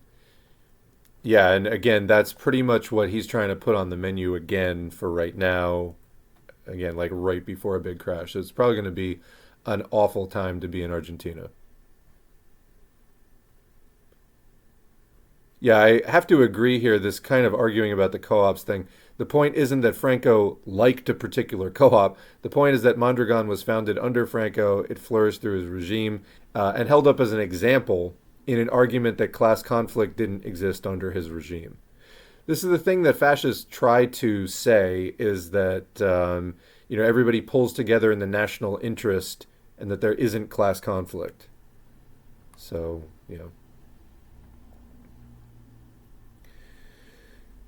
Okay, there's kind of a call here.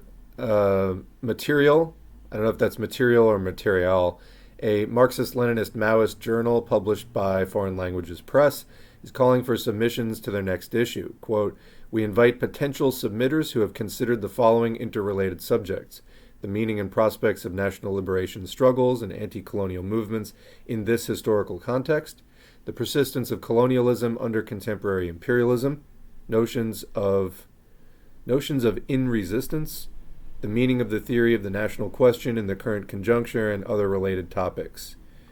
And then there's an email address for submitting that too. So yeah, I guess check out the Material Journal at Foreign Languages Press if you want more details. Oh, yeah, in resistance should be indigenous resistance. I thought something was missing there. Talking about previous politics in Argentina, Alberto Fernandez is a part of the center-left Peronist Party. The Kirchners have been elected on and off since the 2000s. They describe themselves as post-neoliberal. They're not revolutionary like us and still pro-capitalism, but they don't want to sell the country to the U.S., so a little bit more nationalist, I guess. They tried to do deficit spending like we do to make it through the crisis, but the IMF and other forces prevented their state from doing things that the U.S. is used to doing.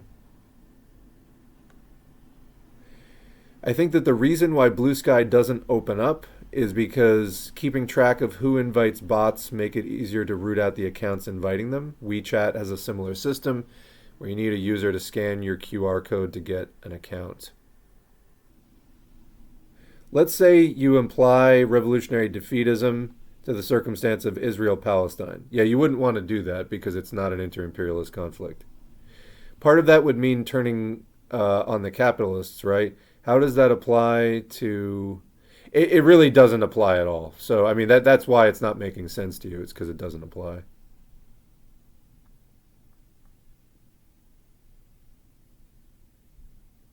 Co-ops also have a tendency to fall into the same sort of traps that trade union consciousness falls into, so a lot of the same criticisms apply. Yeah, I mean, Luxembourg talks about them all in kind of the same breath, and I think that they are similar, yeah. Would I consider doing a live first watch of the Wolf critique of Luxembourg as a live stream? Yeah, I guess so. I don't know. Can't seem to find it. If somebody, I know I don't want to take up more of the stream looking for it. If somebody has the link, send it in. Co-ops have a place only in a post-revolutionary economy, or a post-revolution economy. Cuba has quite a few, and they exist in sectors where nationalization might be a bit tricky on their own. They engage in a capitalist mode of production in many ways, or mode of exchange. I am part of a cooperative, which I think is technically registered as a charity, where we get food from Whole Foods, which are expired, and all we have to do is once or twice a month drive out to the suburbs and drive back in, drop off food, and it's like a food pantry. That would be an atypical cooperative for sure, because that is more of like a food bank. Most cooperatives are businesses, Climate catastrophe is ridiculous. It's 70 degrees today, and tomorrow it's supposed to snow. Yeah. I see co-ops as a means for workers to potentially reduce harm while also retaining the means of production, more to be wielded in the face of full-blown revolution. If enough workers can be emancipated from capitalists, at least in their labor within a workers' co-op, they would be free of the manager's relentless subversion of their organizing. Yeah, here's the problem with that, though, and I've been a worker owner in a cooperative before myself. What it actually does in practice, you would think it does that, except in practice what it does is it makes the workers petty bourgeois. Because suddenly it's your business that is like your enterprise is having to compete against all the similar enterprises. And it basically just gives you like a petty bourgeois consciousness. So I would say that was like the main thing it did to me, was suddenly you're looking at the business as like, oh, this is my business, and we have to like make sure it's profitable and all this other stuff. It just kind of pulls you into a petty bourgeois mindset, I would say, more than anything else. And I get the thinking that, yeah, the managers are subverting your organizing. Well, if you get to the point where you're a co-op, yeah, I mean, you're pretty much already organized as the co-op at that point. But again, it's for the petty bourgeois aim of making your enterprise survive, because guess what? Suddenly, you, the workers, are, that profitability, that's your concern. The enterprise, rising and falling and the profitability going up and down, that's now your concern. When you're just an employee, it's not your problem because you're just selling your labor power. In that case, though, you're actually an owner. And so that's what I found. And yeah, there's like, it kind of just makes you into a little capitalist. So anyway, I haven't gotten far enough on my reading to have an informed position on it, but logically I would prefer laboring in cooperation with my fellow workers. Yeah, you're right about there not being the same kind of internal boss, and so the job itself can be somewhat less annoying. From anything beyond that, though, I can speak from personal experience in saying it just doesn't really get you that much further and actually makes you very petty bourgeois in your thinking. Oh, yeah, so somebody's raising the news about climate change that it looks like the world just crossed the 2-degree warming limit 2 days this month. So that was like a major milestone in climate change, was the 2-degree temperature rise. And yeah, apparently the Earth just crossed that twice in the last month. So, I mean, this is another thing to think about heading into why we need to end capitalism. As I've said before, I'll say it again. If capitalism could end the climate crisis, capitalism would end the climate crisis. It is in its interest to do that because it's an existential threat to life, to life, including human life, all life on this planet, but including human life. So it's actually, even within capitalism, it's in capitalism's interest to try to end climate change. It can't. If it was able to do that, it would be doing it. It simply can't. Capitalism must, by the logic of the system, prioritize short-term profitability over any longer-term consideration like that. And yeah, you just simply can't end climate crisis when the whole system is geared around externalizing all of the problems onto the environment and everything. That's how the system runs. If it stopped doing that, it would no longer be capitalism even. So it can't stop. And the people running the system, in fact, will fight anyone who tries to make it stop doing that. So when you fight climate crisis effectively, you are fighting capitalism. The sooner people come to that conscious realization, the better. Because then you can actually do the study and hook in with the movement you need to be in. Stop trying to do that from a liberal perspective. You can't preserve capitalism and the environment. It's not possible. I just got the book Settlers. Considering that we Americans live in a settler colony, we must understand that we must understand that decolonialism is a must for socialism and even life to survive. Yeah. Politsturm did worse than both sides in the conflict. They said that I forgot this part. Remember now. Politsturm said that settler colonialism is antithetical to Marxist-Leninist analysis, and they called it a product of bourgeois academia. Yeah, this just in. Colonialism is not real. Signed, Politsturm. What is that about? That needs to go. So if you are in Politsturm, stop what you're doing and correct your, quote, organization on that. Otherwise, what are you really doing? Yeah, successful co-ops are just normal businesses with a different internal structure when operating within a capitalist economy. Now, there is an additional step that you can do with worker co-ops, which is if you get a big network of worker cooperatives that are actually coordinating their economic activity in a really meaningful way, then you can maybe do some things that diverge a bit more. It's still going to be really limited, and also most co-ops don't do anything like that. But yeah, it's a different internal structure, which is somewhat less obnoxious for workers, but does present new problems in that you have to become, concerned with the management of the business. So, yeah. Now, and you might say, well, wait a minute, you're for socialism. Yeah, and absolutely. However, in that case, you're able to actually break free on the local, regional, and national level from the drive to compete. So yeah, you're still concerned with the management and making sure that you hit your production targets in an actual, in a post-revolution economy. You would still be concerned with management in that sense, but not management of a competitive enterprise working within capitalism. So you just can't really escape that. There's also other things, which is you might have that internal structure, but guess what? When applying for credit, when applying for any kind of loan, when taking out a lease, when getting any kind of property for the business, most of those systems do not really recognize the collective in that same way. Somebody's got to put their name on the dotted line.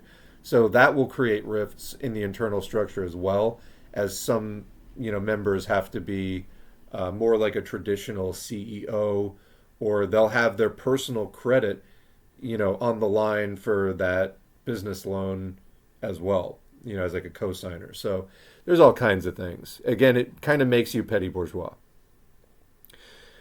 It's not all bad, and it can be in some respects better than having a boss. But and some workplaces are just sheer tyranny to work in. And after that's part of the reason why working in a cooperative was appealing to me.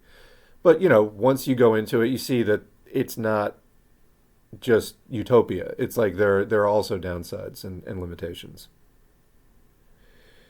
Do I know about Lorenzo Kom'boa Ervin? I do not. Never heard the name before. The guy is an ex-Panther, and he has a complicated backstory, a lot of which raises red flags for me, but now he's an anarchist who is on the anti-communist, anti-authoritarian grift. Nope, I will have to look into Lorenzo Kom'boa Ervin. Never heard of him.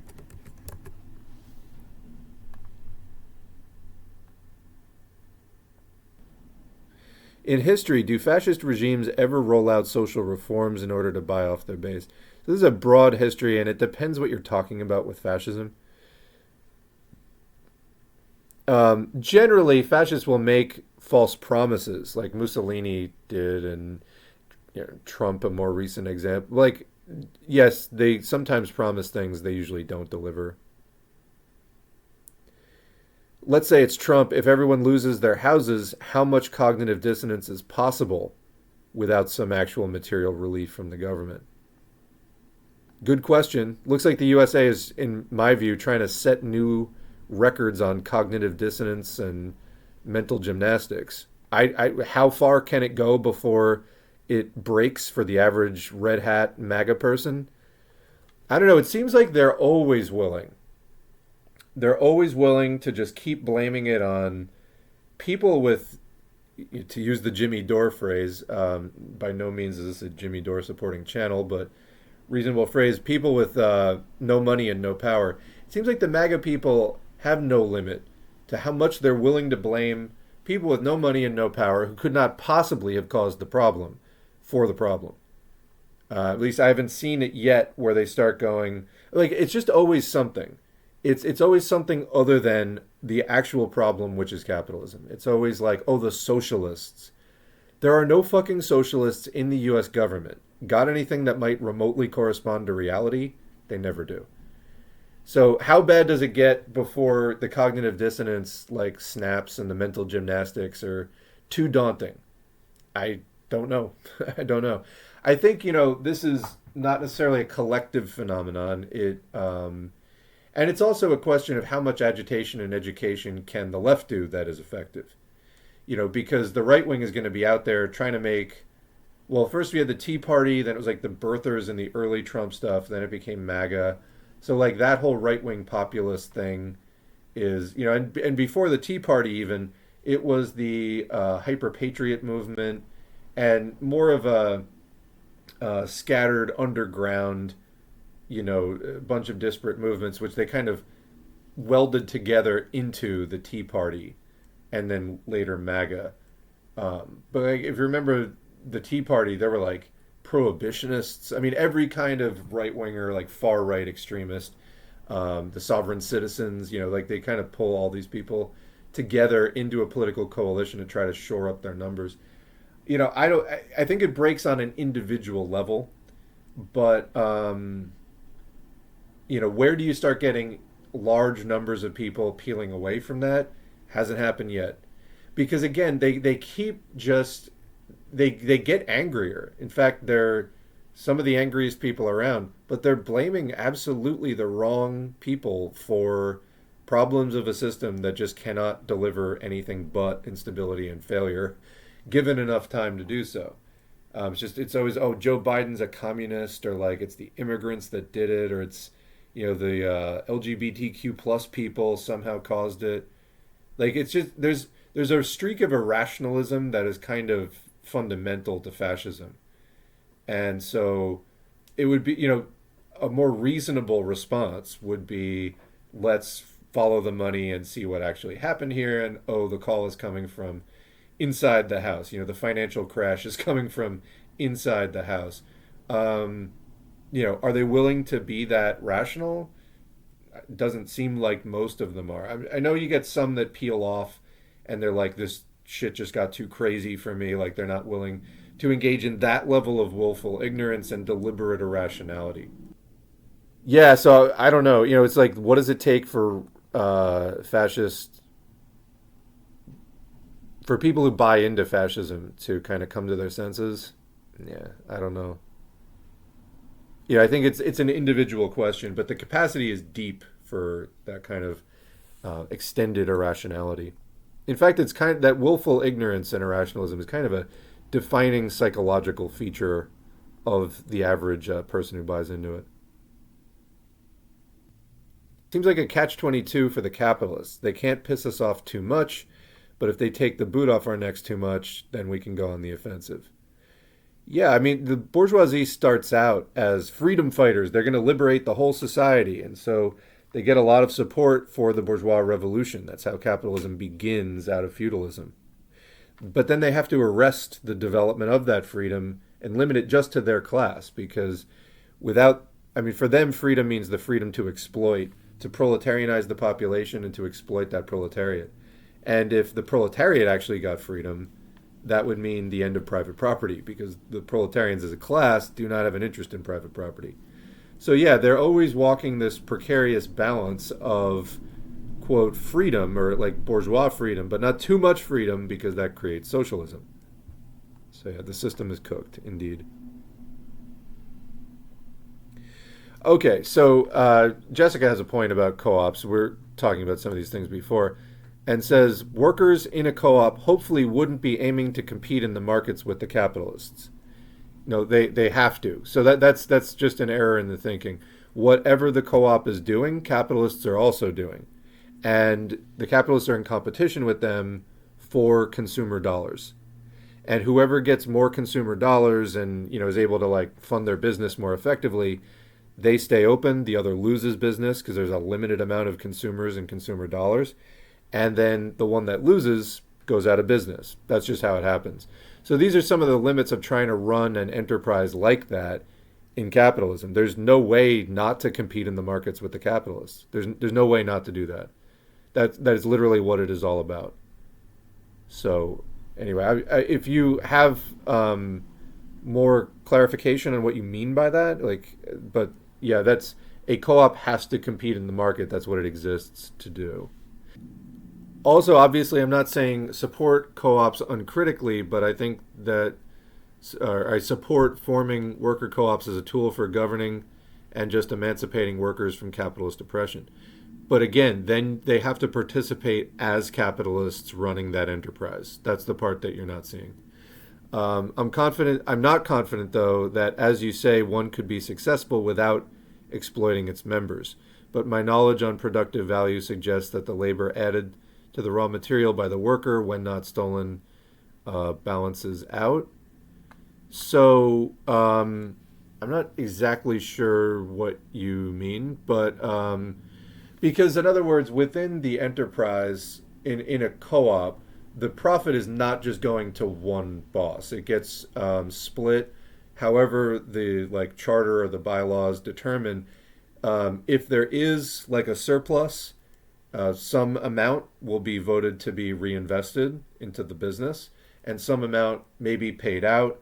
And co-ops handle that in different ways. They may have actually just a check is written, or there may be an internal equity account that the money has to go into to a certain amount. And then it's only when the worker leaves that they get paid out that equity. the other members basically buy them out, just like in an LLC. In fact, some co-ops are LLCs, like they're literally indistinguishable from other capitalist businesses that just aren't, a sole proprietorship, but are run by a group of people. Okay, so as far as the sort of extraction of surplus value in that sense, that is shared among all the members who also do the work. So yes, within the enterprise, you have eliminated some people, the thing of exploitation by employment of some people living off of the labor of others. And obviously, we're in an interdependent society, like everyone interacts with the labor of others and needs the labor of others, but like that doesn't contribute, but just reaps other people's labor without, kind of like, again, a capitalist, because they invested something. So in this case, it's the workers who both supply the labor and reap the benefits of it. So yeah, you've eliminated that. But the enterprise still has to compete with other firms that are not cooperatives who are trying to do the same type of work. And that is where it gets tricky and creates that petty bourgeois mindset.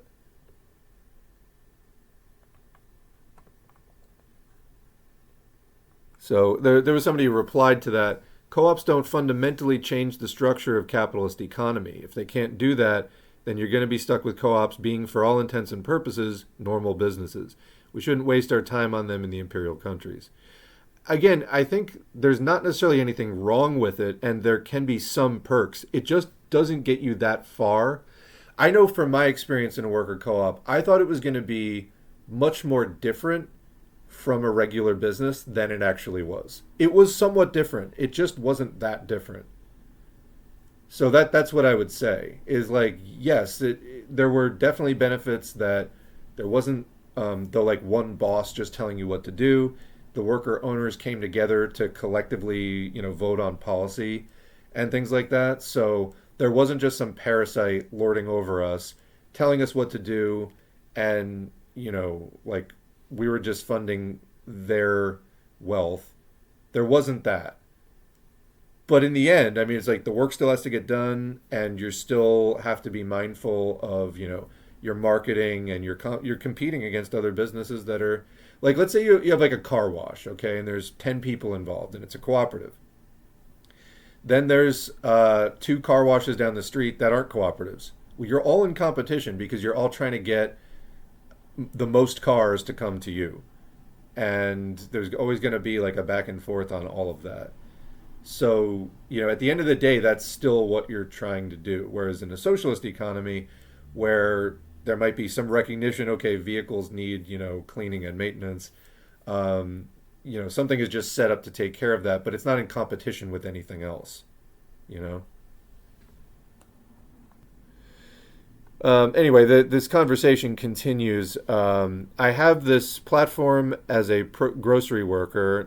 This is the person in favor of co-ops. Not as someone placing support in other projects that identify as co-ops. I wouldn't support a workers' co-op as a tool to emancipate my own labor and that of fellow workers from day-to-day oppression and subversion in the workplace.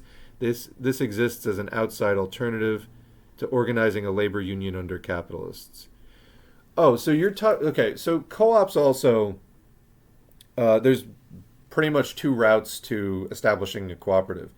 You can either found a cooperative from the ground up as a cooperative, or you can convert an existing hierarchical enterprise into a co-op.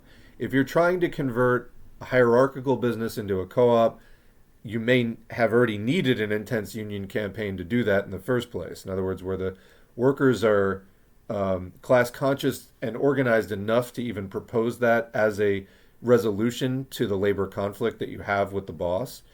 Or sometimes the co-ops get formed out of existing businesses when the owner that wants to retire or just sell it or whatever can't find a buyer. Their kids don't want to take it over.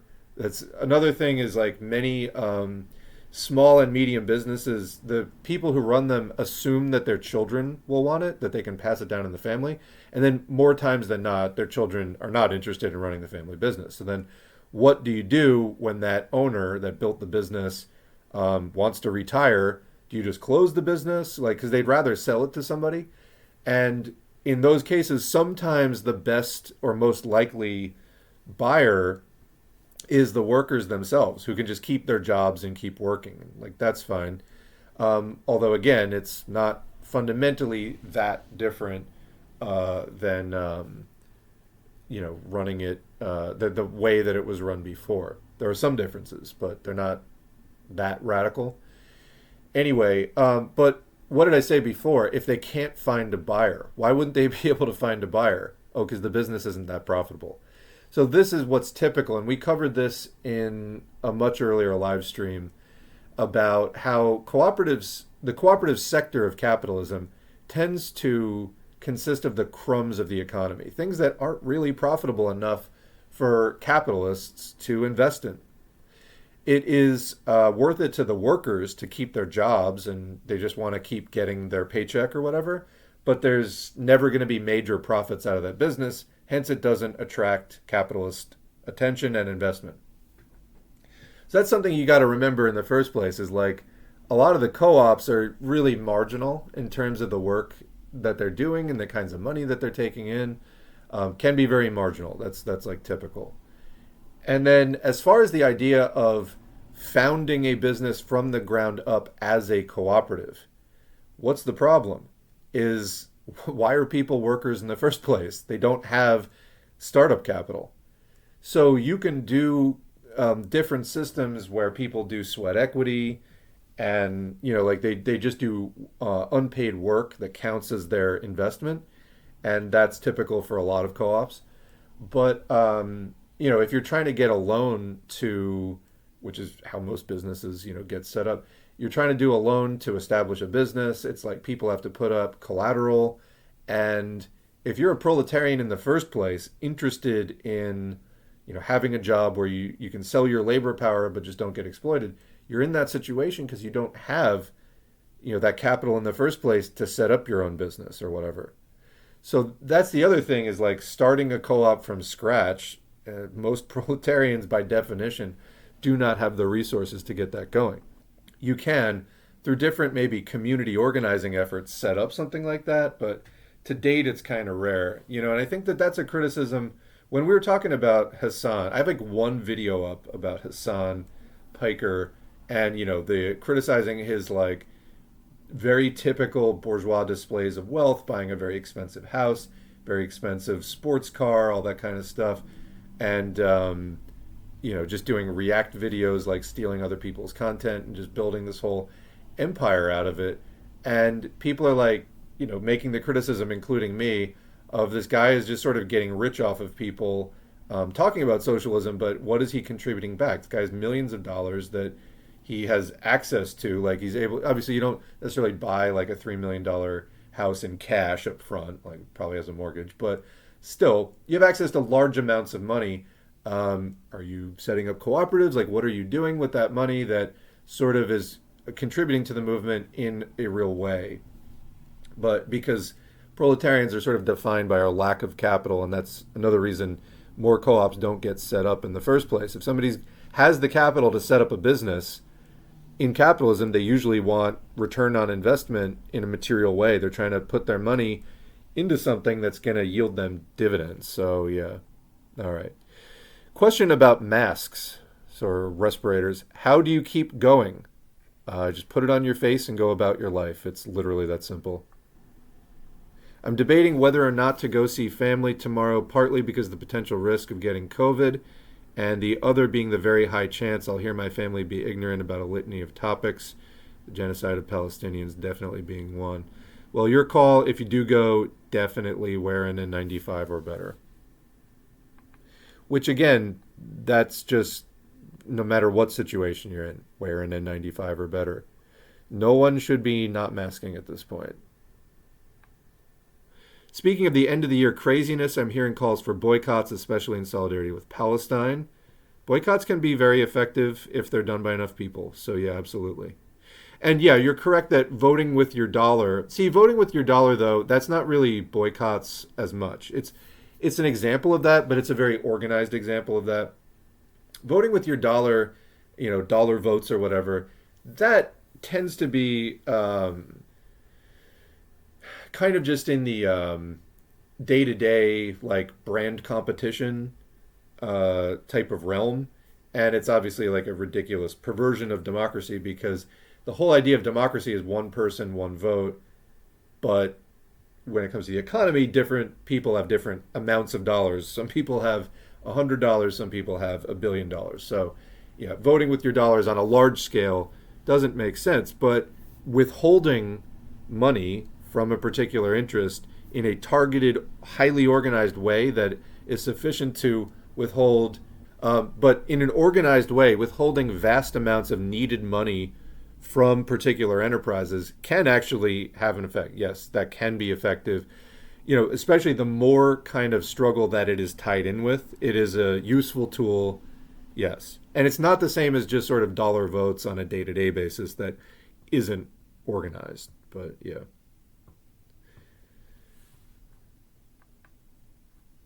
I already boycott basically every corporate chain that there is.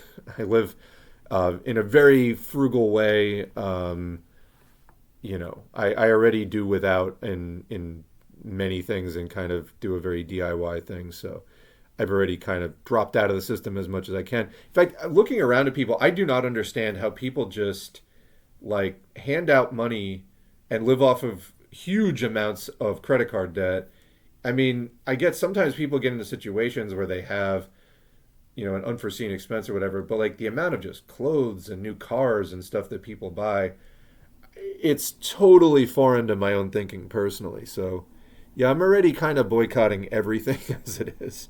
Just not a lot of people have joined in. But yeah, a boycott can be a tool that is effective when it's properly organized and tied in with other efforts. The war machine is perfect capitalist logic. Why would you want war and to risk destroying everything you've built? The capitalist response is always money. It's always money. Yeah, if there's a profit in it, they'll do anything. Okay, I have a question about socialism. I hope I could get an answer here. Let's see what we can do. I grew up in Lebanon around a lot of socialists and communists. One thing I've seen with all of them in common is atheism. Yeah, that is typical. Marxism is an atheist, materialist, scientific outlook. It's against religion in general and more pro-science for understanding and explaining the world. I am more or less an atheist myself, but I can't see how atheism or theism is or should be a philosophy motivated by politics. Well, that's not really it. So Marxism is a system of analyzing society, historical development, and social change. So it's coming from a place that sees religion as a product of a bygone era.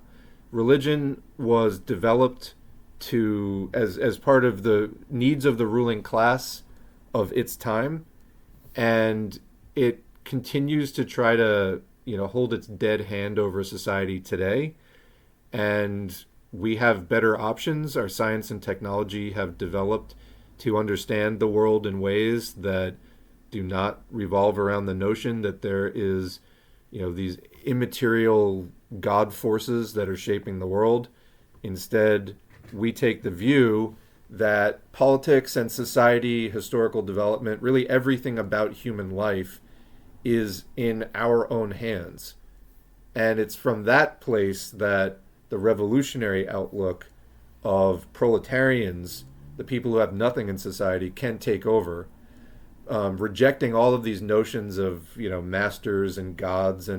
But I mean, specifically on the philosophical side, the taking the view that either the material world is primary or the world of ideas is primary. Marxism comes down squarely on the idea that materiality is primary and ideology is a byproduct of material existence, and religion is part of that. So the people that try to say, God, this immaterial thing, is real and made the world, we would say from a materialist perspective, that's completely backwards. God didn't make humans, humans made God. And now there are people who, for their own selfish benefit in society, are trying to confuse that issue and take the power away from people and try to invest this power in this fiction instead. So it's not motivated by politics in that sense. It's part of the entire revolutionary outlook.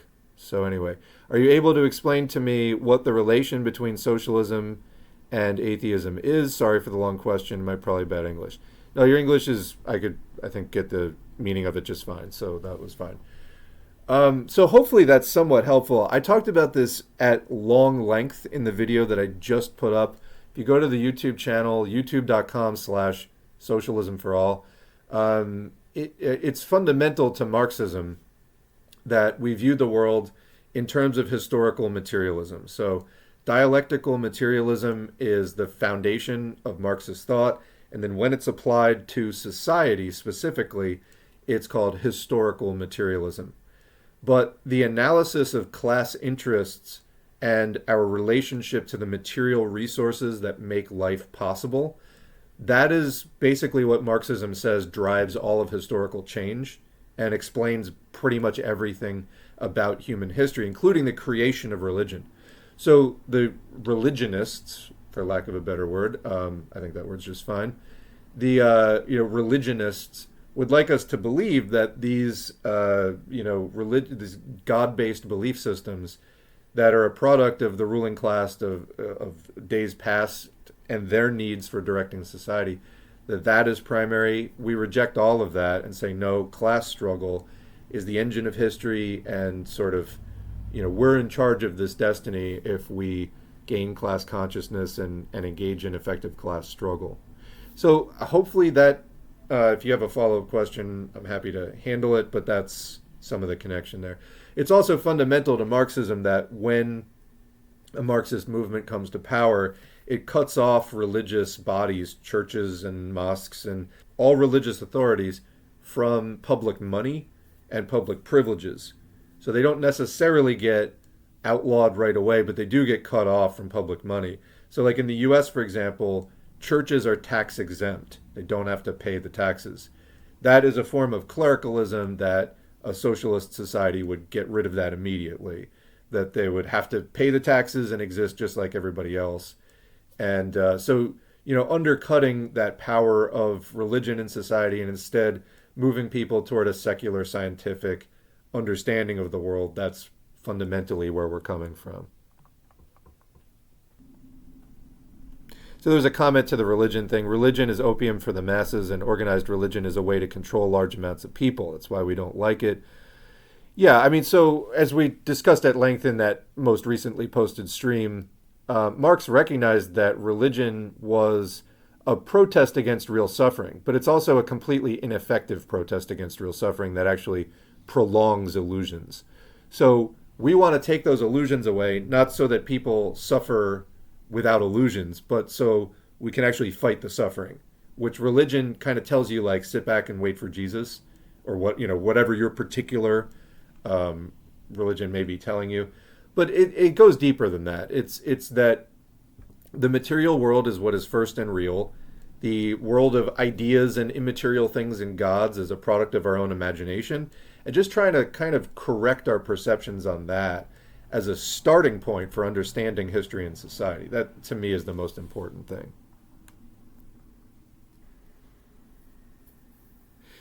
Somebody else contributes. I think it's worth noting that religion is inherently political. The way that the Catholic Church was completely enmeshed with feudalism in Europe is one example, but so are other examples like Islamic law and taxation, as well as prohibitions on gambling and so on. These are all very much political in nature.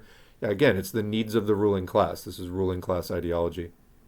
And it may or may not have started out that way, like in Engels' History of Early Christianity, which kind of just came directly out of Judaism. To a certain extent was sometimes ideas of how to sort of endure oppression and pain and things like that got then co-opted by the ruling class, but bottom line is they did. And again, we're just not trying to see the world in a way that puts immateriality before materiality. And that's pretty much what it comes down to. So anyway, these are all political in nature, although when it comes from a religion, it's wrapped up in mysticism. So somebody's talking about, they said, I believe in the soul or Buddhism. That's fine and no problem, but let's hear what S4A says. I'm not that smart. Okay. So Buddhism, there, as we were talking about in the other stream, there are different schools of Buddhism that believe in different things. So Buddhism is not a monolith.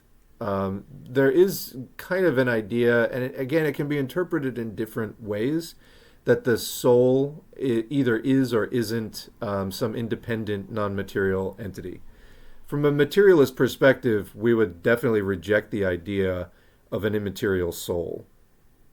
You know, in other words, what you experience as your personality and everything else is just a very confusingly realistic byproduct of your material existence. Your consciousness, generates thoughts and feelings and ideas which are very complicated. They're interrelated with each other in something that we term the personality, and so on, and just the rest of our cognitive experience.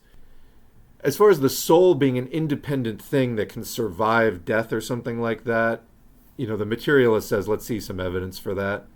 So to the extent that Buddhism promotes the idea of reincarnation of a non-material soul, which then just goes and inhabits another body after death, that's a notion that can definitely get you into some socially reactionary positions, or can leave you open to predation by reactionaries. There is also the idea of reincarnation in Hindu philosophy, which can be used to play into the caste system. In other words, you were good in this life, you'll come back in the upper caste, and that's the way that it should be. It's cosmically just. Or, you were just recently an animal, and so you got born in the untouchable caste, and that's just the way it should be in this life. So this really goes against the notion. If there's some soul, if there's some divine judgment, then social change and class struggle may be actually ungodly. It may be divine. Like, you can easily just take two steps over and say, well, it's actually divine judgment that you were born in the situation that you were born in. And if you struggle against that, you're struggling against God, because that's the way that God wanted it to be. Because, even if you're a deist, when God or gods made the universe and wound it up and let it runs according to this certain logic. And, you live your life, you get reincarnated. If you follow the rules, maybe you move up in the social caste in your next life, kind of thing. So, let's see some evidence for that soul. But yeah, there are, as I was saying in the other stream, not all religions are exactly the same. They do have to be evaluated somewhat individually. Some are more similar than different. The Abrahamic religions, a lot more similar than different. There's other things that sometimes get called religions. Like, not all Buddhism is even theistic, necessarily. There are some kind of things that believe in, equivalence of spirits and different things. And again, that gets away from materialism. And then there's something like Taoism, where Taoism is really, as I was saying in the other stream, in my view, kind of the closest thing to something like dialectical materialism, because it is a dualistic, basically nature philosophy, and that is very close actually to dialectical materialism. But there are some kinds of Taoism that get into more, belief in spirits and things like that. So, it's not all one way or the other when it comes to these broad headings. You kind of have to go on a case-by-case basis of what system of belief you're talking about. But yeah, they're not all exactly the same, even within the category of religion. But yeah, I think even the belief in an immaterial soul, that you're immediately accepting as a main tenet of how the universe works, that there is a major immaterial component that somehow is like independent of materiality. Yeah, and so this is basically just incompatible. Any form of idealism is incompatible with Marxism, and it can sow the seeds of revisionist thinking. Yes, I agree. So, back on the subject of how much suffering is enough for people to snap out of the cognitive dissonance, people were getting back from Iraq wrecked, and they still voted for Bush, the people who sent them there. Suffering doesn't necessarily mean that the cognitive dissonance ends. Yeah, if they still feel supported, if they still believe in that overall social project that caused the suffering, then yeah, then they won't oppose it.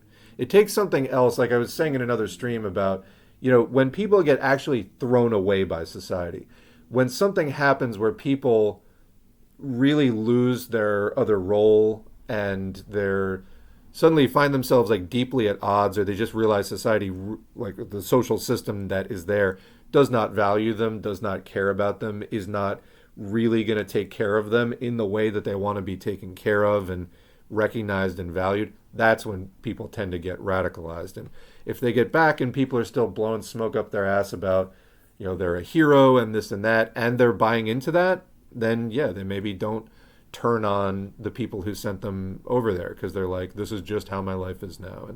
And they still feel, in the fold enough that they're not at odds with that social order.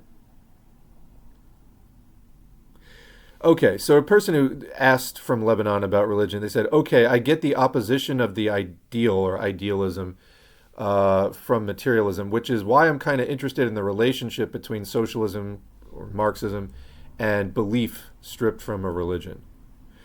Well, I mean, Marxists do, and scientists in general, believe things. It's just a question of, do you care if your beliefs are true?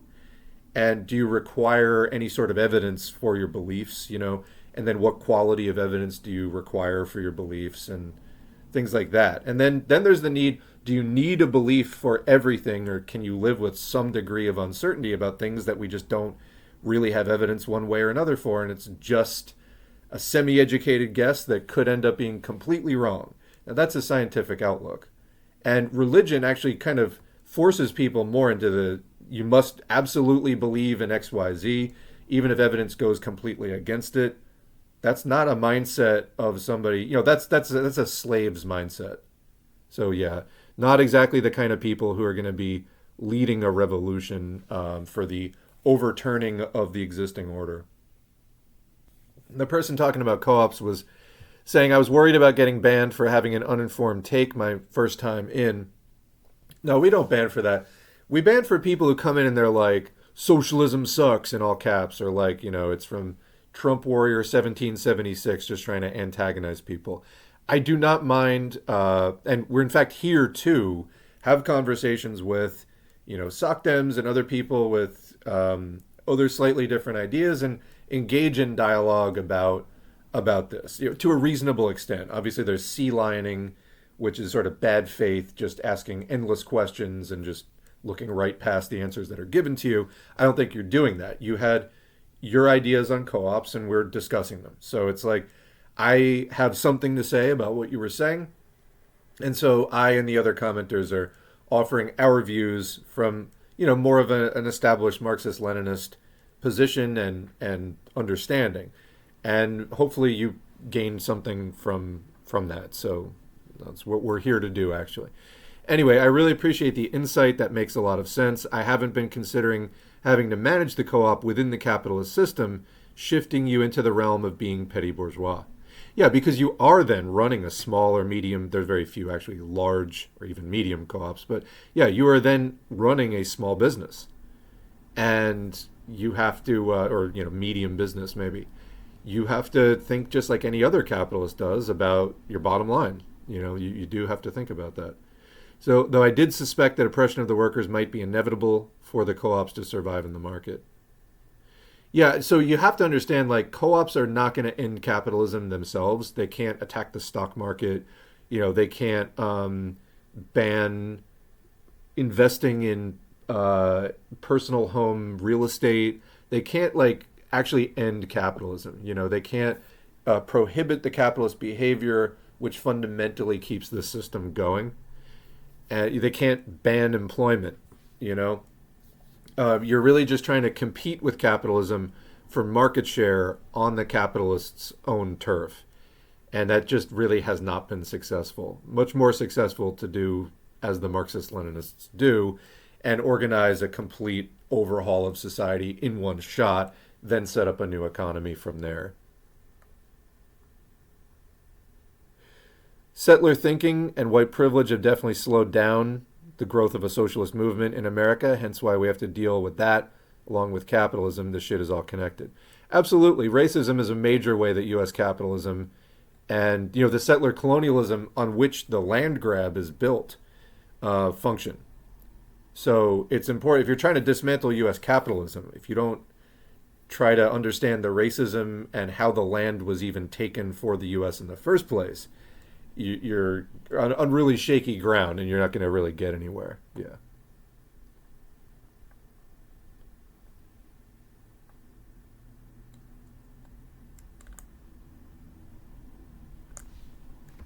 Wow, very active chat today. There's not that many people in the chat. It's about 40 people in the chat. But I'm still behind the chat even after all this time. Yeah, so as far as Titoism, so cooperatives and socialism, Yugoslavia had a co-op system and corporations were competing between each other, and the co-ops were a permanent thing. People who become careerist, high-ranking members in the co-ops were maximizing profits to get bonuses.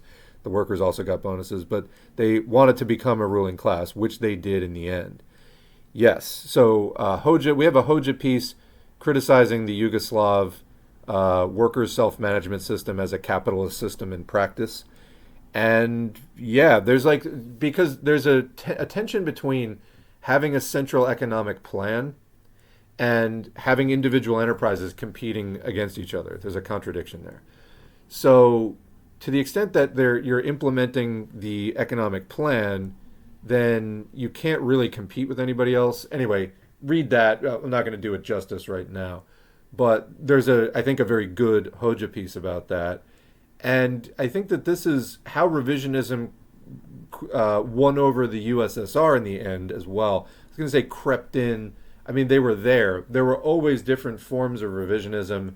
How they eventually took power in the USSR and then dismantled the USSR. By the time they got to Gorbachev, and that was not the first time revisionism came in, Khrushchev, Brezhnev, and so on, by the time it got to Gorbachev, they were allowing foreign capital investment and all kinds of stuff that was not allowed before.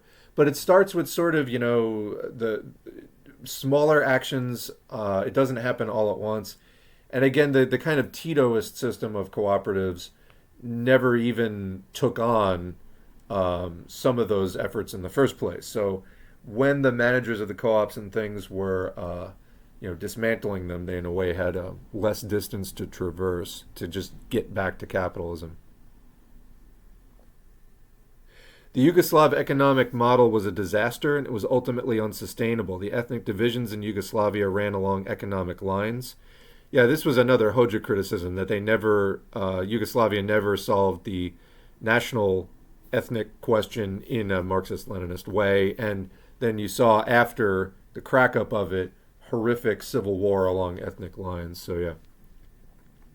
And I really can't imagine a way that those rifts could have been overcome while allowing the Yugoslavian economy the way that it was run. And those rifts ended up turning into a massive humanitarian disaster, what I was just talking about with the Civil War, partly courtesy of NATO, quote, intervention. I've been so busy organizing locally lately, and the fucking local anarchists are just fucking up the Palestine liberation struggle with infighting and sectarianism. Instagram posting is not helping anyone. I need to vent to someone outside of the PSL if you got the time, bro. Yeah, sure. All right, back on the subject of anarchists, you might be able to get through to the anarchists by engaging with them on the concept of platformism, basically democratic centralism and vanguardism, except repackaged by anarchists like Arshinov and Makhno, but don't tell them that it's basically Bolshevism with a black flag. If they're lifestylists or egoists, then good luck organizing them. It's basically just liberals, because it's essentially impossible in my experience, but it is possible to organize other types of anarchist. Yeah, I agree. Like, platformism is kind of widely considered the most closest to communism type of anarchism. And then you get more of those like truly black flag, not red and black, but like just black flag, completely individualist, like pirate anarchists. And they're just extreme individualists directly out of a liberal mold. There are mythologies where godly figures engage in rebellion or challenge the upper class, like Loki, Pan. Yeah, but they're considered the like devil-like figures, like the tricksters and the evil ones. Or like Prometheus is another one that steals the fire from heaven and like gives it to humans and then is like punished horribly for eternity. Like those aren't really the lessons of class struggle that I think we should promote. But yeah, it's true. You can't count on the people or the workers to rise. We must look beyond numbers in our days. I mean, this that notion goes basically against some of the fundamentals that the masses decide history. So sounds like you're engaging in Blanchism there. You know, revolutionary conspiracism basically is generally frowned upon in the Marxist-Leninist milieu. The cognitive dissonance and pain threshold strongly reminds me of today's Russia. There seems to be no limits to the tolerance to socially inflicted pain. Yeah, it's almost like it makes a man out of you. You know, like, what are you, a pussy? Like, you can't take having your whole life crushed every 10 years? I guess I just think we could do better than this. You know what I mean? But yeah, there's definitely that sense, I think, in MAGA people, too. Well, it's like when we were talking about COVID before, and somebody was talking about how their coworker. Oh no, it was the not COVID. It was the concrete dust. I think it was, and their coworker was like, "What do you want to live forever?" It's like, no, but I'd rather not die at 53 in a hospital bed with like my lungs barely functioning. You know? Yeah, I agree. Also, the process by which people are radicalized, where they feel completely uncared for by society, and therefore fundamentally at odds with society, is more likely to be experienced by LGBTQ, black and brown people. Why this is why chauvinist tendencies that erase secondary contradictions is so harmful to Marxist mass movements. We have to advance class analysis with racial, anti-homophobic, and other anti-sexist and anti-colonial education. Yeah, you can find N95s at all different price points. I just happened to get one that I think the people were like going out of business and it was clearance. So, but hey, I got it. Be actually really even better if I had gotten them from the government for free because we're in a public health emergency. But yeah, I guess in lieu of that, I'll take 50 for 20. So another comment, one big thing that radicalized me was being addicted to hard drugs for a while and the whole recovery process back into normal life. Yeah, that'll definitely, re-entering society after that can make you look at things differently. I've been so tempted to go to AA meetings to spread class consciousness. Don't know how far you get with that there. I mean, just, yeah, anyway. The systems in place just throw everyone recovering straight into religion and magical thinking. And of course, the relapse rate is like 98% because it obviously doesn't work and because it doesn't involve enough LSD. Oh, thank you for the archived version of that Bloomberg article. The origins of hard drug abuse can be traced back often to personal problems capitalized upon by capital, then leading to the black market. Yeah, Bill W., the founder of AA, later did say, I think in the 50s, that like he thought LSD was better than AA. We were talking about that a few streams ago in the one on psychedelics. Hey, S4A, I'm a few weeks into reading and learning now. I'm very glad I found you when trying to learn about socialism. I want to say thank you for your work and also for being an outspoken supporter of queers. That is something very personally important to me.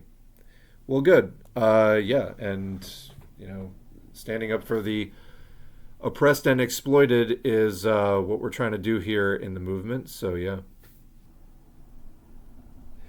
I heard about people thinking it would be good that the government gives society LSD. Uh, Interesting. I haven't really heard that specifically. I think that there is space, particularly within therapeutic settings, for people to have experiences of personal improvement and insight and personal psychological breakthroughs and consciousness raising with psychedelics. Yeah, we were talking about that a couple streams ago. But again, dosage, set, and setting all are important for having actually a positive experience. Well, so MK Ultra was a U.S. government mind control thing back in like the 50s. They were looking for any kind of substances that they might be able to use in like brainwashing or mind control or truth serums or anything like that. And yeah, they did experiment with LSD. LSD is a powerful, um, it's a very powerful substance that creates profound alterations in consciousness. So they experimented with it to see what they could do with it. But yeah, MK Ultra is, as somebody said, MK Ultra is such a black pill. Absolutely. I kind of read a lot of conspiracy stuff before I kind of came back to Marxism. And there is some just profoundly deep research that isn't, sort of like the Jews did it or whatever, that pervades way too much of the conspiracy world, or it's just like, it's the Vatican, and you got to look at at class struggle and the social system. But yeah, there is some stuff under the sort of conspiracy purview that is just actually research on the shenanigans and misdeeds of imperialism. MK Ultra is certainly, most of the right wing conspiracy stuff comes to all the wrong conclusions about it, but some of the actual facts are correct. So, yeah. There was a couple of other things related to MK Ultra. I'm trying to remember the names. It was like MK Delta, I think, was another one of them. There was something like Project Avocado or something like that. I forget the name of it. But yeah, that was one of several projects looking into, brainwashing, mind control, truth serums, like psychological combat in that sort of way. It's so unfortunate that the masses are distracted by dog whistles and reactionary programming when conspiracy has largely targeted leftists and minorities throughout history. Well, yeah, I mean, we're their enemies, so of course they're gonna target us. Like, we're the ones they're trying to fight. So yeah, absolutely. The MK Ultra associated Montreal experiments were really messed up. Yeah, this is like the sleep room. What's the big university there? The hell's the name of that big Project Artichoke? That's what it was. Project Artichoke. I told you Project Avocado. I knew it wasn't that, but I knew it was close. There you go. Unusual vegetable name starting with A. There you go. And yes, I know avocado is a fruit. You don't have to leave a comment because I know that. But it's not sweet, so people tend to call it a vegetable. Anyway, the Montreal experiments. What is the name? McGill. McGill, that's the one. It sounds like a video title for Cooking with S4A. Project Artichoke. We'll have to do that. Yes, it was McGill. Anyway, I think McGill was part of the Montreal experiments, wasn't it? Because it was one of the guys at the medical research facility at the medical school there, I think. Anyway, yeah, they did de-patterning, they called it, where they kept people in like sensory deprivation and just, it was awful torture. Awful torture. Yeah. If I'm mistaken, or if you're not mistaken, MK Ultra allowed the U.S. government to develop their torture manual. Yeah, sounds about right. Project Tater Tube, absolutely. The CIA laced the water supply of some French town with acid or something, and it just caused mass panic. People thought they were dying. Well, yeah, if you have a psychedelic experience without any again, dosage, set, which is your mindset, and the setting. Those are the three key ingredients to a psychedelic experience, or determining the nature of a psychedelic experience: dosage, set, and setting. So yeah, if you just like people, are dosed with something and have no idea what's going on, yes, you're gonna think you're having a psychotic episode or something. Yeah, it's you would not be able to interpret that whatsoever. Yeah, I mean, it would just be baffling symptoms, because on the inside of an experience like that, yeah, I mean, you can completely lose your sense of time. Like, there will seem to be you will have no subjective experience of time whatsoever. So, I mean, yeah, somebody having that experience with no warning that would be extremely alarming, because you're like, what's happening to me, and is it ever going to be over? Even people who have knowingly taken a psychedelic sometimes are like, oh my God, it's going to last forever. Like, that's a common thing. So, yeah, got to be careful with that. So, anyway, well, okay, so people are saying it's been a good stream. All right, good. One time I started reading a comment. One time I did too much LSD. What do you mean, too much LSD? And music started sounding like plastic. Fucking capitalism. It's tangential, but I hate the psychologist Martin Seligman for consulting with the CIA to develop their torture programs used in places like Abu Ghraib. Yeah, it's things like that that make me want to believe, you wish there was a hell for people like that. There isn't. This is hell. I guess it's associated in my mind because I get the hunch that MK Ultra techniques were also used in enhanced interrogation methods. Yeah, they've been refining their torture methods for a very long time. Artichoke is actually a type of bread. There's some truth to what you're saying, but I can't remember what it is. Artichoke bread. Jeopardy music plays. Oh, so it's with artichoke hearts in it. That's what it is. Okay. Gotcha. Artichoke leaves are actually also useful in herbal teas. They're very bitter, but can help digestion. One of the voices I get on shrooms is, "This is forever." Maybe it's talking about something else. Yeah.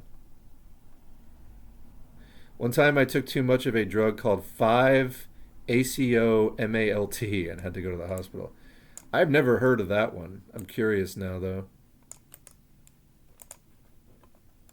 Shrooms made me cry because I was so happy I had friends. Not touching that dangerous shit again. That's funny. 5-ACO-MALT. What is that? Oh. So the ACO is acetylbufotenine. That's the so the bufo thing, that's the toad tryptamines. So it's some kind of synthetic, like toad-based tryptamine. That's funny. That's funny.